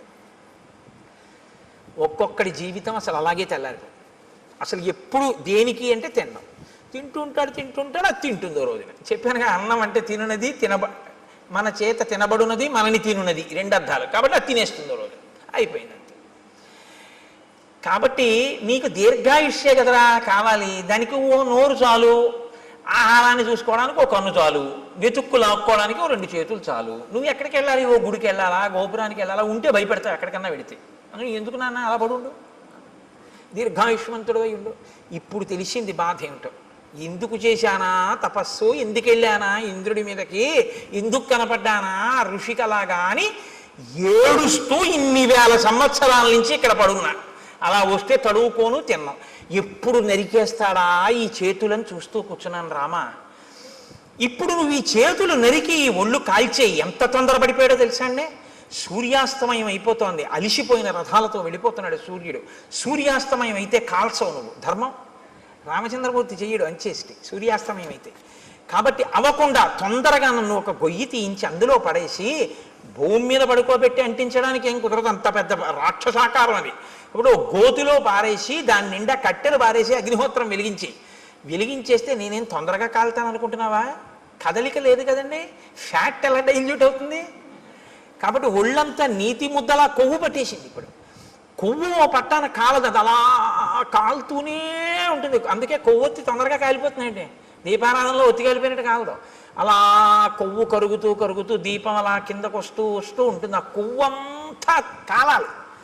కాబట్టి రామ చాలాసేపు పడుతుంది నా ఒళ్ళు కాలిపోవడానికి. అందుకని తొందరగా ఓ గొయ్యి తవ్వించి తోసేసి కాల్చేయి. నాకు ఇప్పుడు ఈ శరీరంతో ఉంటే స్మృతి ఉండదు. నా అసలు శరీరం నాకు వచ్చేస్తే నాకు దివ్య స్మృతి కలుగుతుంది, ఎక్కడ ఏం జరిగిందో తెలుసుకోగలను.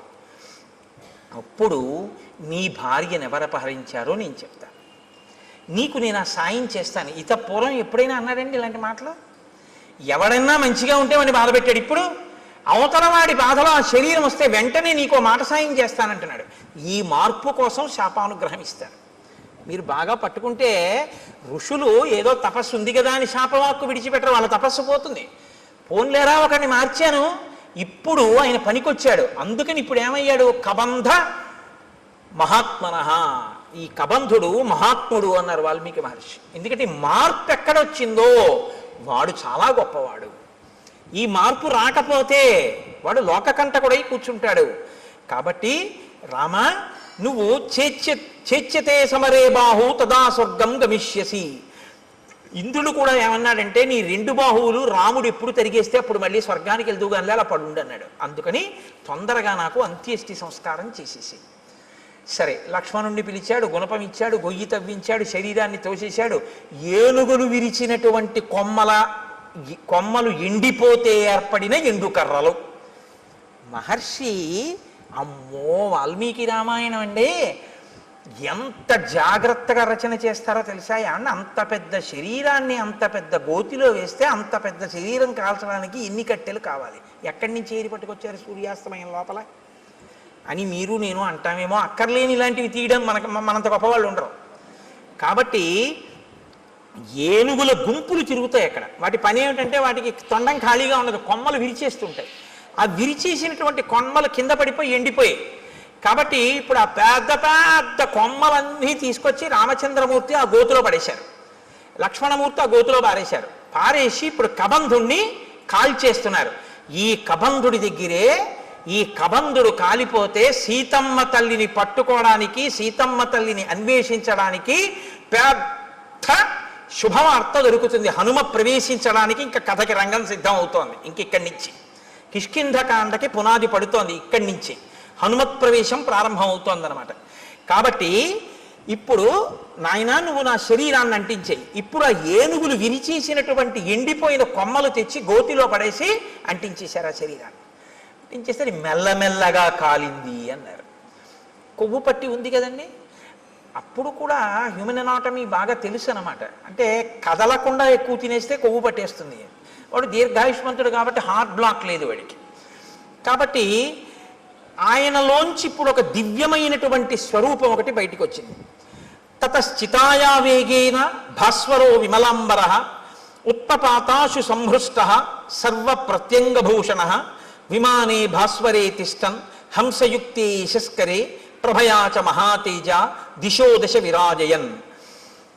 దశ దిశలు వెలిగిపోయేటట్టుగా హంసలు పూంచినటువంటి రథం మీద తెల్లటి వస్త్రములు ధరించి అంగ ప్రత్యంగములన్నీ కూడా సువర్ణ మణిబయబోయినటువంటి భూషణముల చేత అలంకరింపబడినటువంటి వాడై వెలిగిపోతున్న పగిది ఒక్కసారి ఆ కబంధుడు మళ్ళీ పూర్వస్వరూపంతో ఆ రథంలో కూర్చుని కనపడ్డాడు.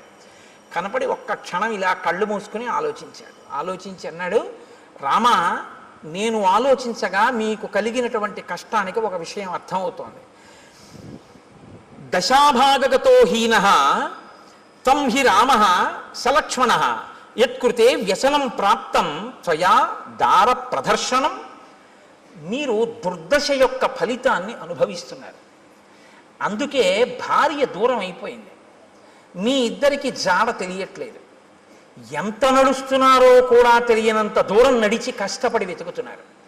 ఇప్పుడు ఇలా వెతికి తిరిగి ప్రయోజనం లేదు. మీకు సాయం చెయ్యగలిగిన మిత్రుడు ఒకడు కావాలి. ఒక గొప్ప మిత్రుడు. ఆయన ఎటువంటి వాడై ఉండాలి? ఆయన ఈ లోకమంతా తిరిగిన వాడై ఉండాలి. ఈ భూమండలం అంతా తిరిగిన వాడైతే ఎక్కడెక్కడ ఏమున్నాయో తెలిసిన వాడై ఉంటాడు. ఎందుకని? రావణుడు అన్నది ఒక్కటే తెలుసు తప్ప అతను ఎక్కడుంటాడో ఏమిటో నాకు తెలియదు అంటున్నావుగా, జటాయువు చెప్పాడని. ఆ రావణుడు ఎవరో, ఎక్కడుంటాడో, ఎలా పరిపాలిస్తాడో, ఎంతమంది రాక్షసులు ఉంటారో ఇవన్నీ తెలియాలంటే ఈ భూమండలం అంతా తిరిగిన వాడై ఉండాలి, అన్నీ తెలుసున్నవాడై ఉండాలి. ఎందుకు తిరిగాడన్న కారణం వేరు. ఇంద్రుడు గారికి కిష్కింధకాండలో అలా తిరిగిన వాడు ఉన్నాడు రామ. ఆయన గురించి చెప్తాను, ఆయనతో స్నేహం చేసుకో. అటువంటి మిత్రుణ్ణి సంపాదించావా, ఆ మిత్రుడి వలన నీకు సీతమ్మ జాడ దొరుకుతుంది. కాబట్టి తదవశ్యం తయా కార్య స సుహృత్ సుహృదాంవర.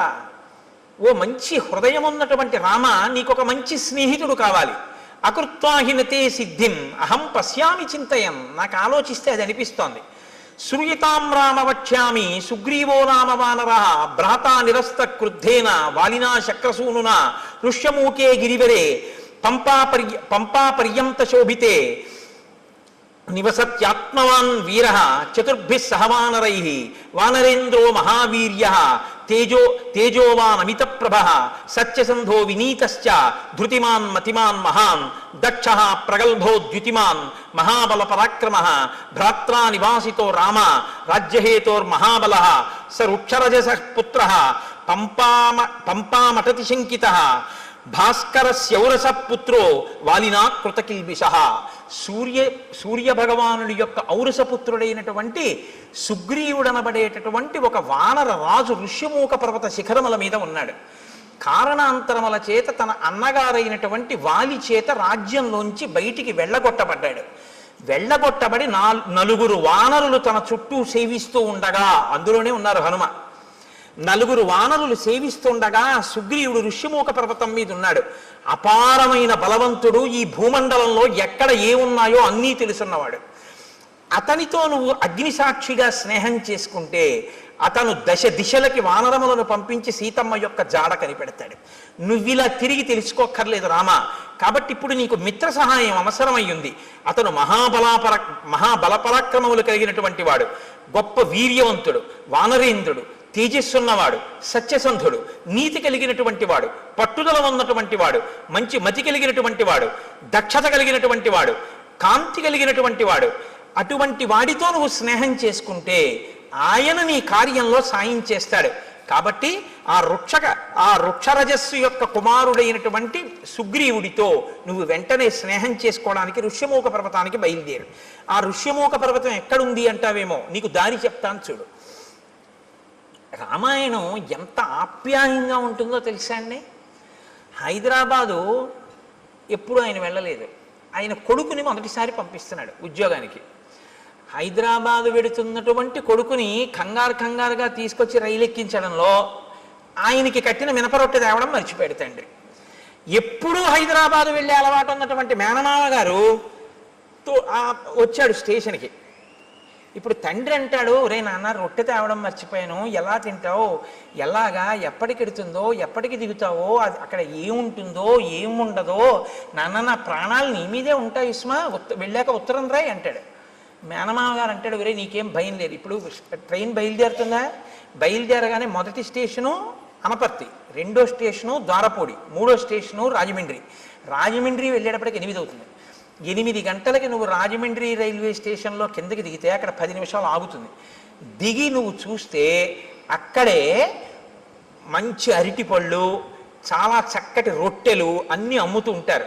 కాబట్టి నువ్వు అక్కడ నీకు కావలసిన 2 ఇడ్లీ 2 అరటిపళ్ళు అవి కొనుక్కొని చక్కగా అవి తినేసి మళ్ళీ రైలు ఎక్కి కూర్చుంటే 10 నిమిషాల కన్నా ఆగదు, గబగబా కొనేసుకో.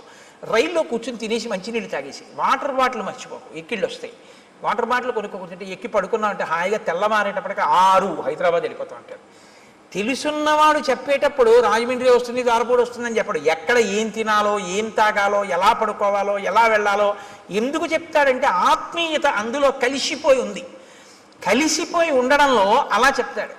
కాబట్టి ఇప్పుడు చూడండి, నిజంగా మాట్లాడడంలో వాల్మీకి మహర్షి మాట్లాడించడంలో అందం చూడండి, ఇందుకుని మహాత్ముడయ్యాడు. ఇప్పుడు రాముడి మీద ఎంత ప్రేమతో మాట్లాడుతున్నాడంటే ఋషమూకానికి వెళ్ళి నీ పని అవుతుందని ఏదో చేతకాని వాడికి చెప్పినట్టు చెప్పట్లేదు. ఉపకారం చేయడంలో అంత శ్రద్ధతో చేస్తున్నాడు. మహానుభావుడి వల్ల నేను మళ్ళీ పునర్జన్మ పొందానని సంతోషిస్తున్నాడు. నాయన రామ, నువ్వు లక్ష్మణ సహితుడవై పశ్చిమ దిశగా ఇదే మార్గంలో వెడితే బోలెడన్ని చెట్లు కనపడతాయి.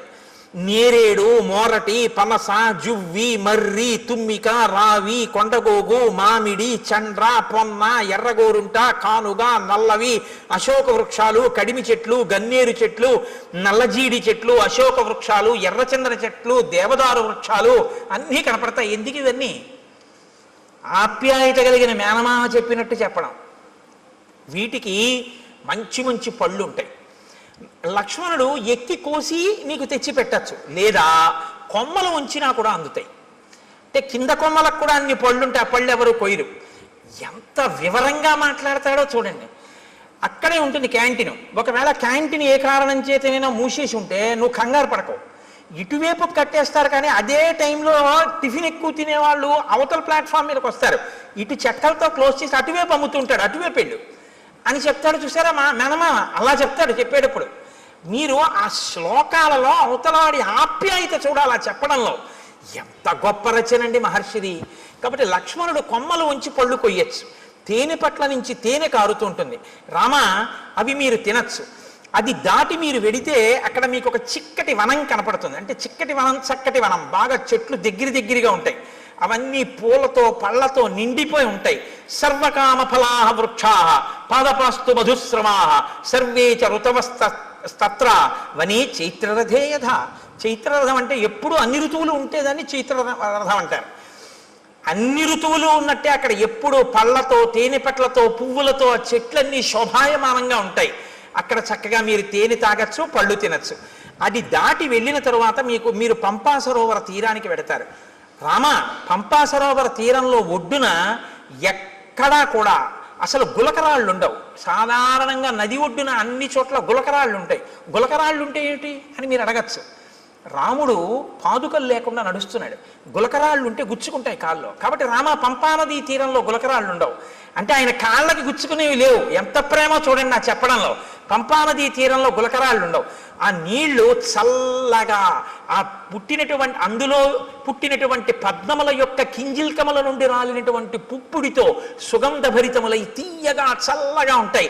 ఎప్పుడు స్నానం చేద్దామా, ఎప్పుడు తాగుదామా అనిపిస్తుంది. రామ అక్కడ నాచు ఉండదు.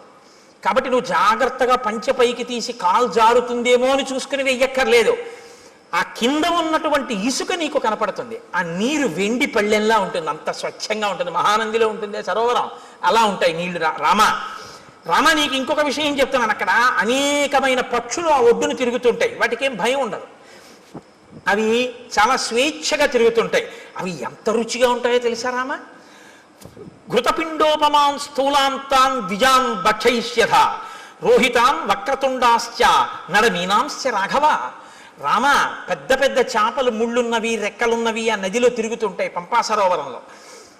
నీతి ముద్ద ఎలా ఉంటుందో అంత కమ్మగా ఉంటాయి అక్కడ ఉన్న పక్షులు. మాంసాహారం ఉన్న వాళ్ళు ఎవరైనా ఉంటే నూరూరే ప్రయత్నంలో ఉండకండి. కాబట్టి అంత కమ్మటి రుచి కలిగినటువంటి పక్షులు ఉంటాయి. కాబట్టి పాంసాయాం ఇషుభి మచ్చాన్ తత్ర రామ వరాన్ హతాన్ నిస్త్వక్పక్షాన్ అయస్తప్తాన్ అకృషాన్ ఏకకంటకాన్.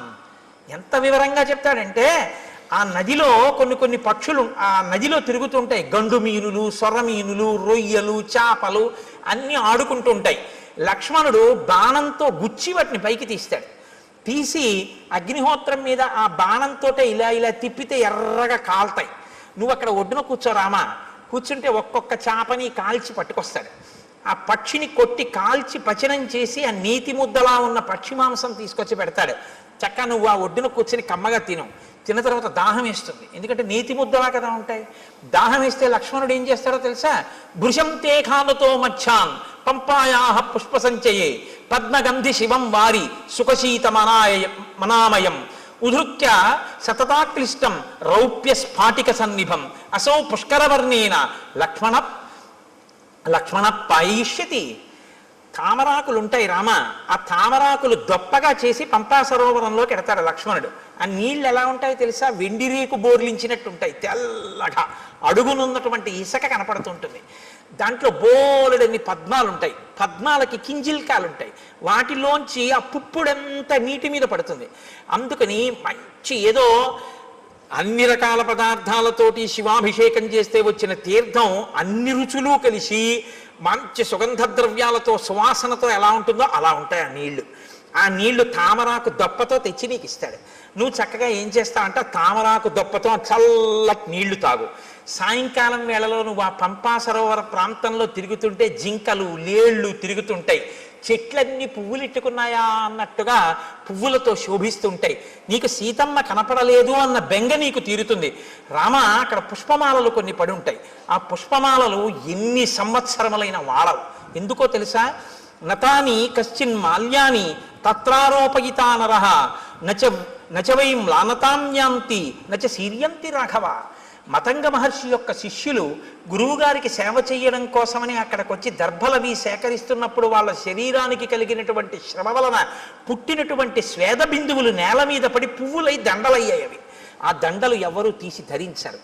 వాళ్ళ ఆ శిష్యుల యొక్క చెమట పువ్వులైంది కాబట్టి ఆ పువ్వులు సూర్యరశ్మికి వాడవు, గాలికి ఒడిలిపోవు.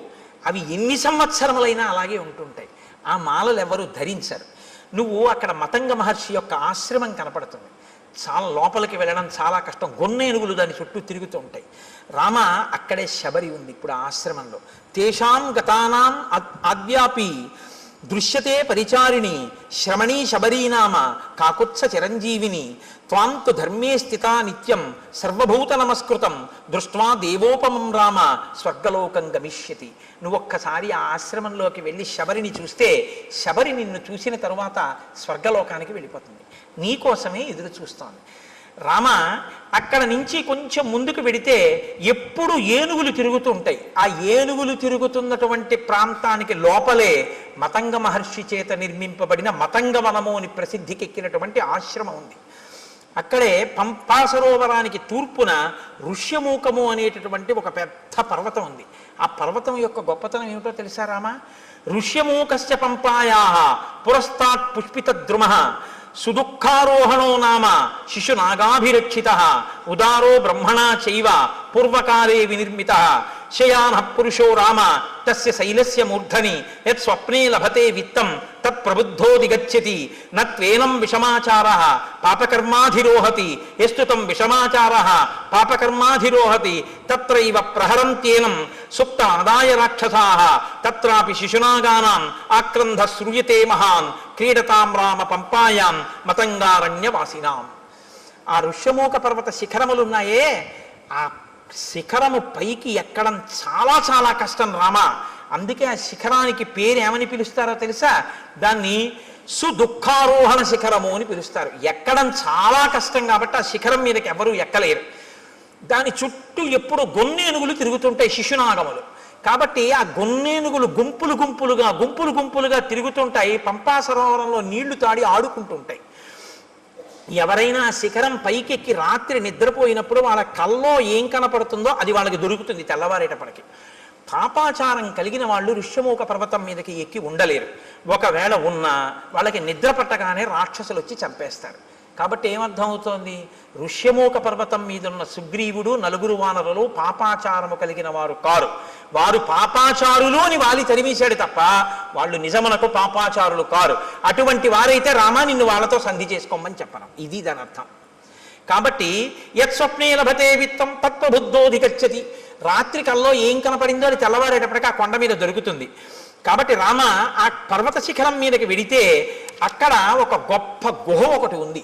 రామతస్యతు శైలస్య మహతీ శోభతే గుహ శిలాపిధానా కాకుత్స దుఃఖం చాస్యాహ ప్రవేశనం. ఆ గుహకి ఒక పెద్ద శిల అడ్డు పెట్టి ఉంటుంది. దానిలోనే సుగ్రీవుడు నలుగురు వానరులతో ఉంటాడు. ఆ గుహలోకి ప్రవేశించడం చాలా కష్టం. తస్యా వసంతి సుగ్రీవ చతుర్భిః సహవానరై కదాచిత్ శిఖరే తస్య పర్వతస్యావతిష్టతే. రామ ఆ శిశునాగములు, ఆ గొన్నేనుగులు ఉన్నాయే, అవి పంపా సరోవరంలోకి వచ్చి నీళ్లు తాగి పైకి చిమ్మి ఆడుకుని పెద్దగా అరుస్తుంటాయి. అవి అలా అరిచినప్పుడు వాటి యొక్క ఘీంకారములు ఆ పర్వత శిఖరం మీదకి వినపడుతుంటాయి. అప్పుడప్పుడు సుగ్రీవుడు గుహలోంచి బయటికి వచ్చి నలుగురు వానరులతో కలిసి ఆ శిఖరం మీద కూర్చొని చూస్తూ ఉంటాడు. ఇవన్నీ అక్కడే ఉన్నాడు.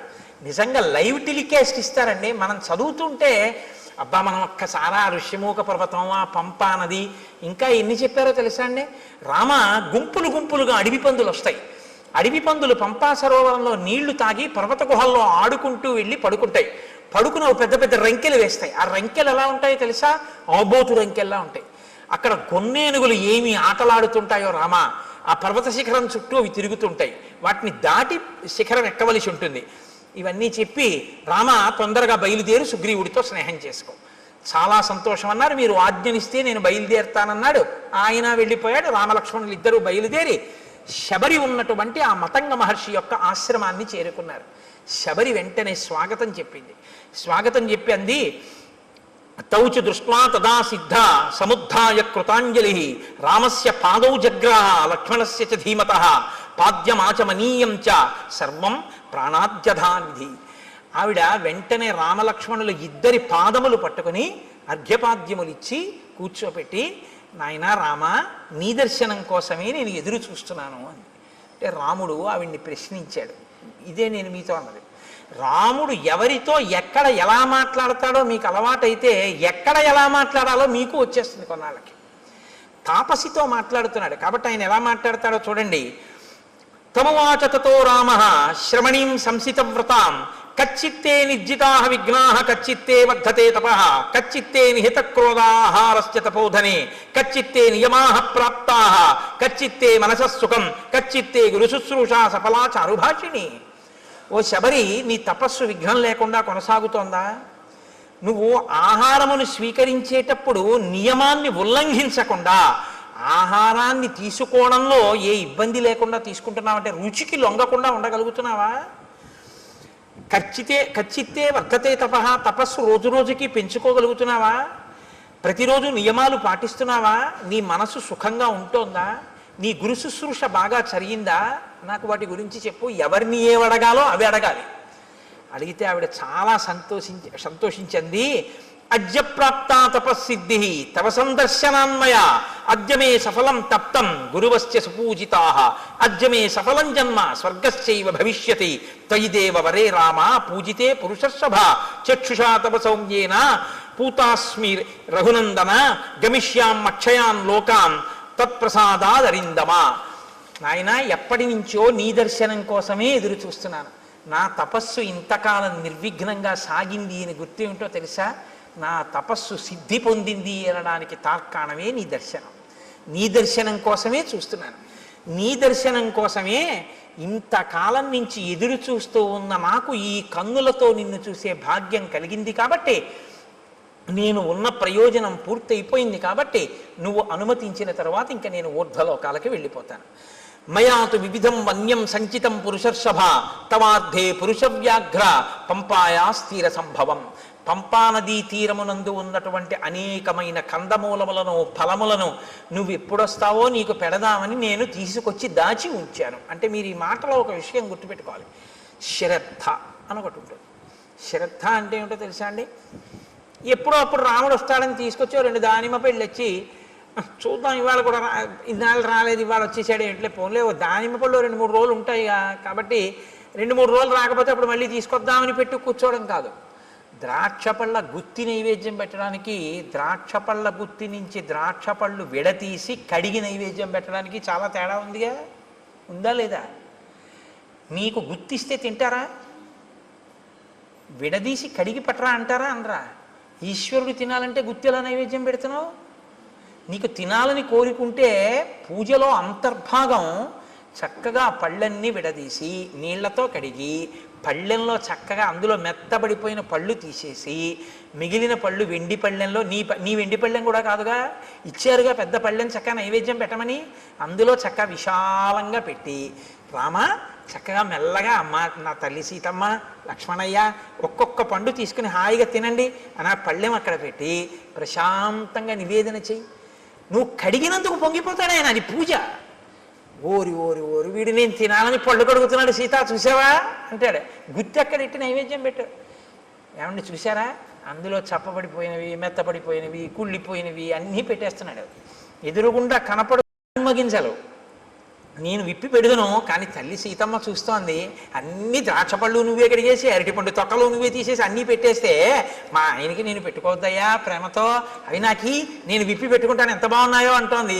అమ్మకి ఇస్తాను, అమ్మ విప్పి పెడుతుంది, ఇదిగో అమ్మ చేతిలో పెడుతున్నాను, ఇవి మీరు గింజలు ఒలుచుకు తినండి, ఇవి మాత్రం అమ్మ గింజలు ఒలిచే వరకు ఇవి తింటుండండి రామా అని మీరు భావన చేసి సంతోషంగా ఓసారి పళ్ళెం అక్కడ పెట్టి 2-3 నిమిషాలు సంతోషపడిపోయి మీ ఎదురుగుండా సీతారామ లక్ష్మణులు హనుమ ఉన్నారనుకుని అప్పుడు మీరు నైవేద్యం పెట్టి, నా స్వామి తింటున్నాడు, ఆయన తింటున్నప్పుడు ఆ పళ్ళరసం కంఠంలోకి దిగుతుంటే సంతోషంగా ఆయన చూస్తున్నాడని మీరు భావన చేస్తే నన్ను నమ్మండి, అది ప్రసాదమే, ఆయన తిన్న శేషం ఇది. అసలు ఆ భావన లేకపోతే మిమ్మల్ని నైవేద్యం పెట్టమని పంపించిన ఆయన యొక్క ద్రవ్యం వృధా తప్ప ఉపయోగమే ఉండదు. కాబట్టి నేను రోజూ పంపా సరోవరం నుంచి తెచ్చాను, పళ్ళు తెచ్చి అక్కడ పెట్టాను, రామా మీరు స్వీకరించండి, అక్కడ పెట్టింది. అంతేకాని కొరికి చూసింది, కొరికి చూసి పెట్టింది, ఇలాంటి పిచ్చి పిచ్చివన్నీ లేవు. ఆవిడ శుశ్రూష చేసింది గురువులకి, మతంగ మహర్షికి. ఆవిడికి తెలుసు ఎక్కడెలా ప్రవర్తించాలో. ఆవిడ శ్రద్ధ ఎక్కడా మీకు అర్థమవుతుందని నేను ఈ మాటలు చెప్పాను, నైవేద్యం పెట్టడం ద్రాక్షపళ్ళ గుత్తి గురించి. ఆవిడ అలా ప్రతిరోజు సేకరించి తీసుకొచ్చి అక్కడ పెట్టింది. ఏమో రాముడు వస్తారేమో పెట్టుకోవాలి, ఎప్పటి పళ్ళప్పుడు. నేను చైతన్య కుసుమ ప్రియా అమ్మవారు. అందుకే అమ్మవారికి బంగారు తామరలతో బంగారం పూలు చేయించాలని అంటారు. బంగారం పూలతో చేయిస్తే మీరు గుర్తుపెట్టుకోండి జాగ్రత్తగా, చాలామంది చేసేస్తారు కానీ దానికి ఒక కాడ ఉంటుంది.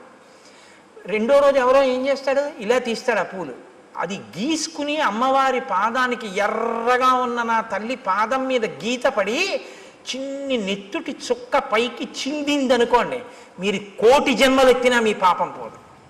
ఎవడు చేయమన్నాడు ఆ పూలు? ఓ గడ్డి పువ్వు తెచ్చి అక్కడ పెట్టు చాలు.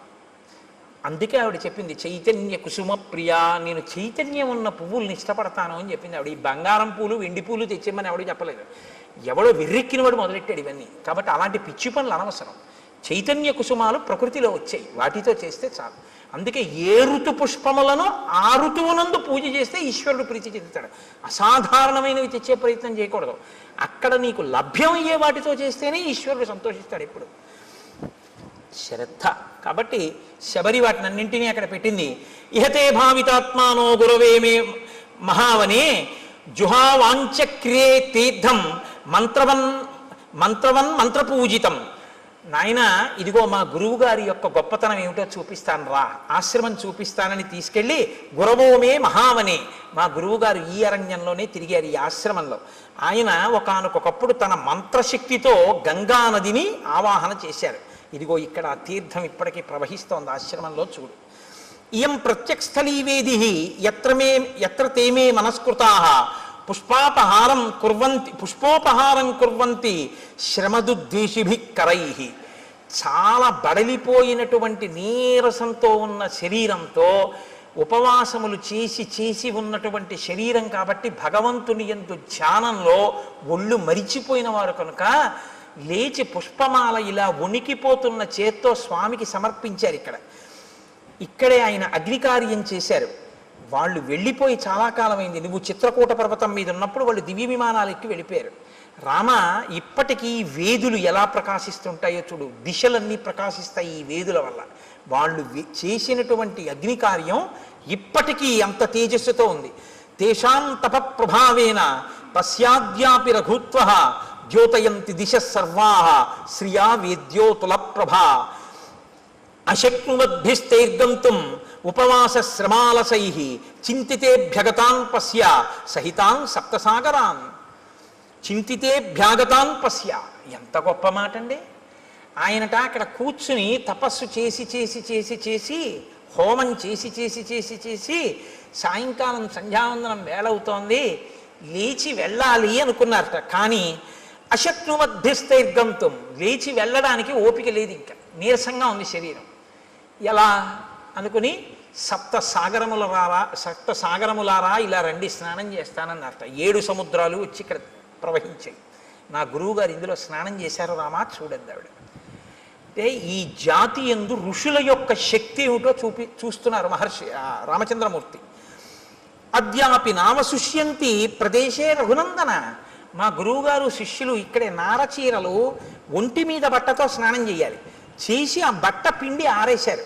వారి శరీరమునకు తగిలిన కారణం చేత ఆ చీరలు ఆరలేదు. అది వాళ్ళ తపశ్శక్తి.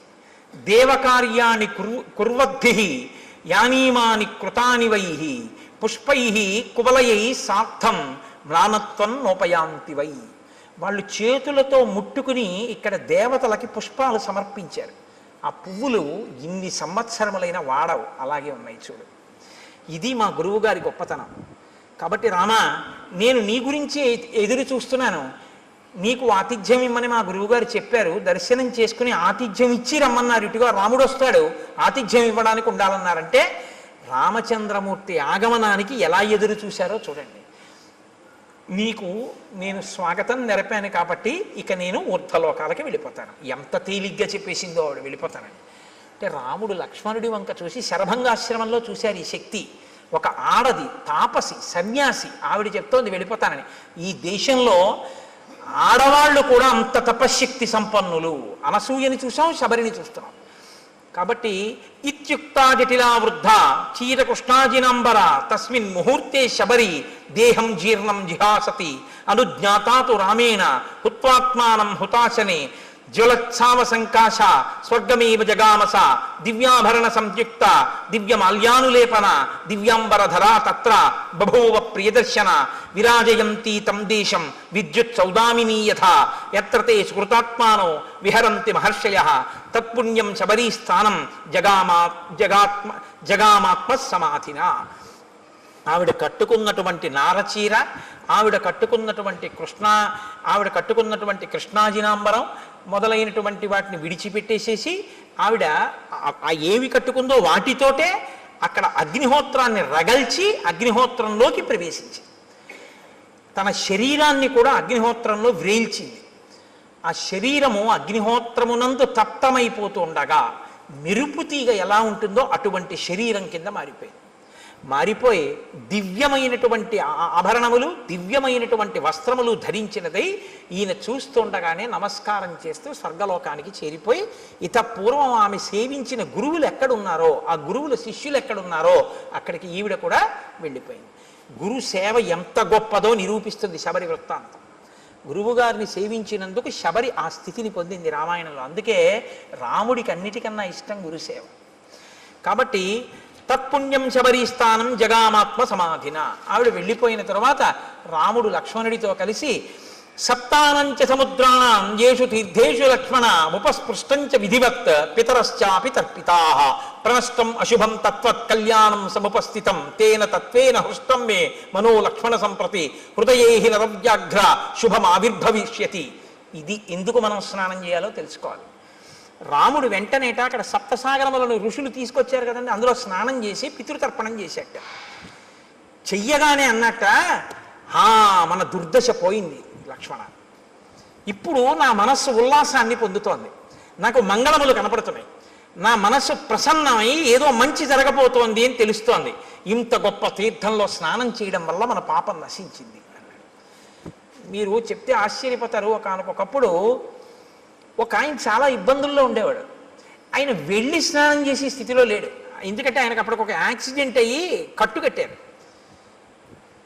ఆయన చాలా కష్టాల్లో ఉంటే ఒక మహాత్ముడు ఒక ఆయనతో కలిసి నేను వాళ్ళ ఇంటికి వెళ్ళడం జరిగింది. ఆయన నన్ను అడుగుతున్నాడు, ఏమండి నేను చాలా ఇబ్బందుల్లో ఉన్నాను, సాధారణంగా ఇలాంటి ప్రశ్నలు ఏదో ఈయన చెప్పగలను అనుకుంటా, రామాయణం చెప్తావని చెప్పగలనా, ఏదో పాపం వాళ్ళ సంతోషం అడుగుతుంటారు, ఏం చేయమంటారు అంటే నేను ఆలోచిస్తున్నాను ఏం చేయమని చెప్దాం.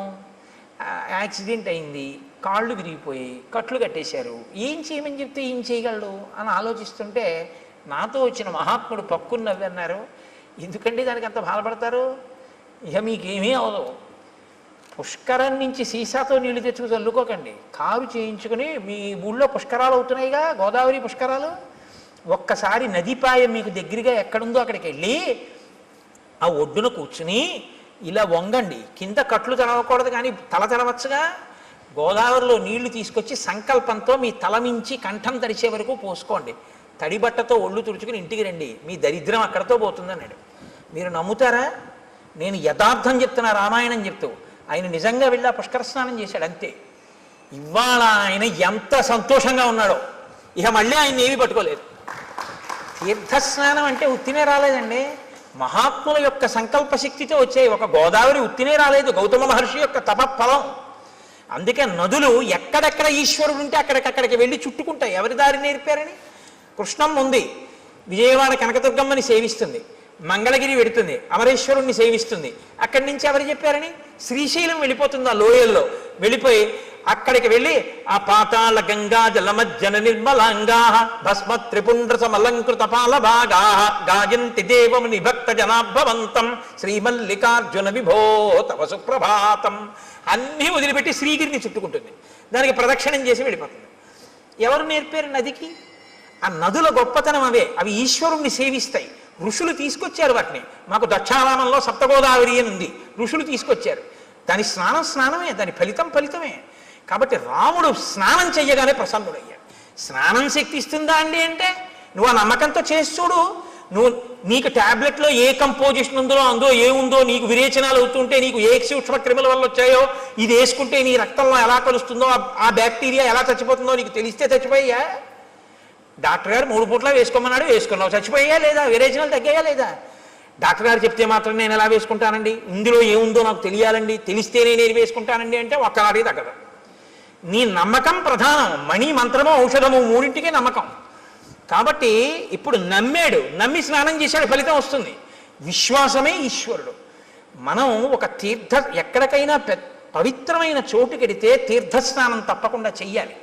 కాబట్టి రాముడు ఆ స్నానం చేసి ఉల్లాసాన్ని పొంది సంతోషించి లక్ష్మణుడితో కలిసి నువ్వు వెళ్ళి ఋష్యమూక పర్వతం మీద సుగ్రీవుణ్ణి కలుసుకో అని చెప్పి ఆనందంగా ఇద్దరూ కలిసి ఆ పంపా సరోవరంలో తిరుగుతూ ఇంకా సుగ్రీవుని యొక్క దర్శనం కోసమని ఎదురు చూస్తున్నారు. రేపటి రోజున మహానుభావుడు హనుమ సుగ్రీవుడు ఆ వానరుల యొక్క దర్శనం, సీతమ్మ తల్లి జాడ కనిపెట్టడం వైపుకి కథ తిరుగుతుంది. ఇక్కడతో అరణ్యకాండ పూర్తయింది. కాబట్టి మనం ఒక్కసారి రామనామం చెప్పుకుని 11 పర్యాయాలు సంతోషంగా తర్వాత మంగళహారతి ఇచ్చిన తర్వాత ప్రసాదం స్వీకరించి బయలుదేరదాం. నారదాది మహామునీంద్రులు నమ్మినది శ్రీరామనామము, రామనామము నీవు నేనను భేదమేమియు లేకయున్నది రామనామము. రామనామము రామనామము రమ్యమైనది రామనామము, గౌరికిది ఉపదేశ నామము కమలజుడు జపించు నామము. రామనామము రామనామము రమ్యమైనది రామనామము, గోచరంబగు జగము లోపల గోప్యమైనది రామనామము. రామనామము రామనామము రమ్యమైనది రామనామము, వాదభేదాతీతమగు వైరాగ్యమే శ్రీరామనామము. రామనామము రామనామము రమ్యమైనది రామనామము, సకల జీవులలోన వెలిగే సాక్షిభూతము రామనామము. రామనామము రామనామము రమ్యమైనది రామనామము, శిష్ట జనముల దివ్య దృష్టికి స్పష్టమగు శ్రీరామనామము. రామనామము రామనామము రమ్యమైనది రామనామము, పాలు మీ గడ పంచదారల పక్వమే శ్రీరామనామము. రామనామము రామనామము రమ్యమైనది రామనామము, సిద్ధమూర్తులు మాటి మాటికి చేయున్నది శ్రీరామనామము. రామనామము రామనామము జానకీ హృత్కమలమందున అలరుచున్నది రామనామము. రామనామము రమ్యమైనది రామనామము,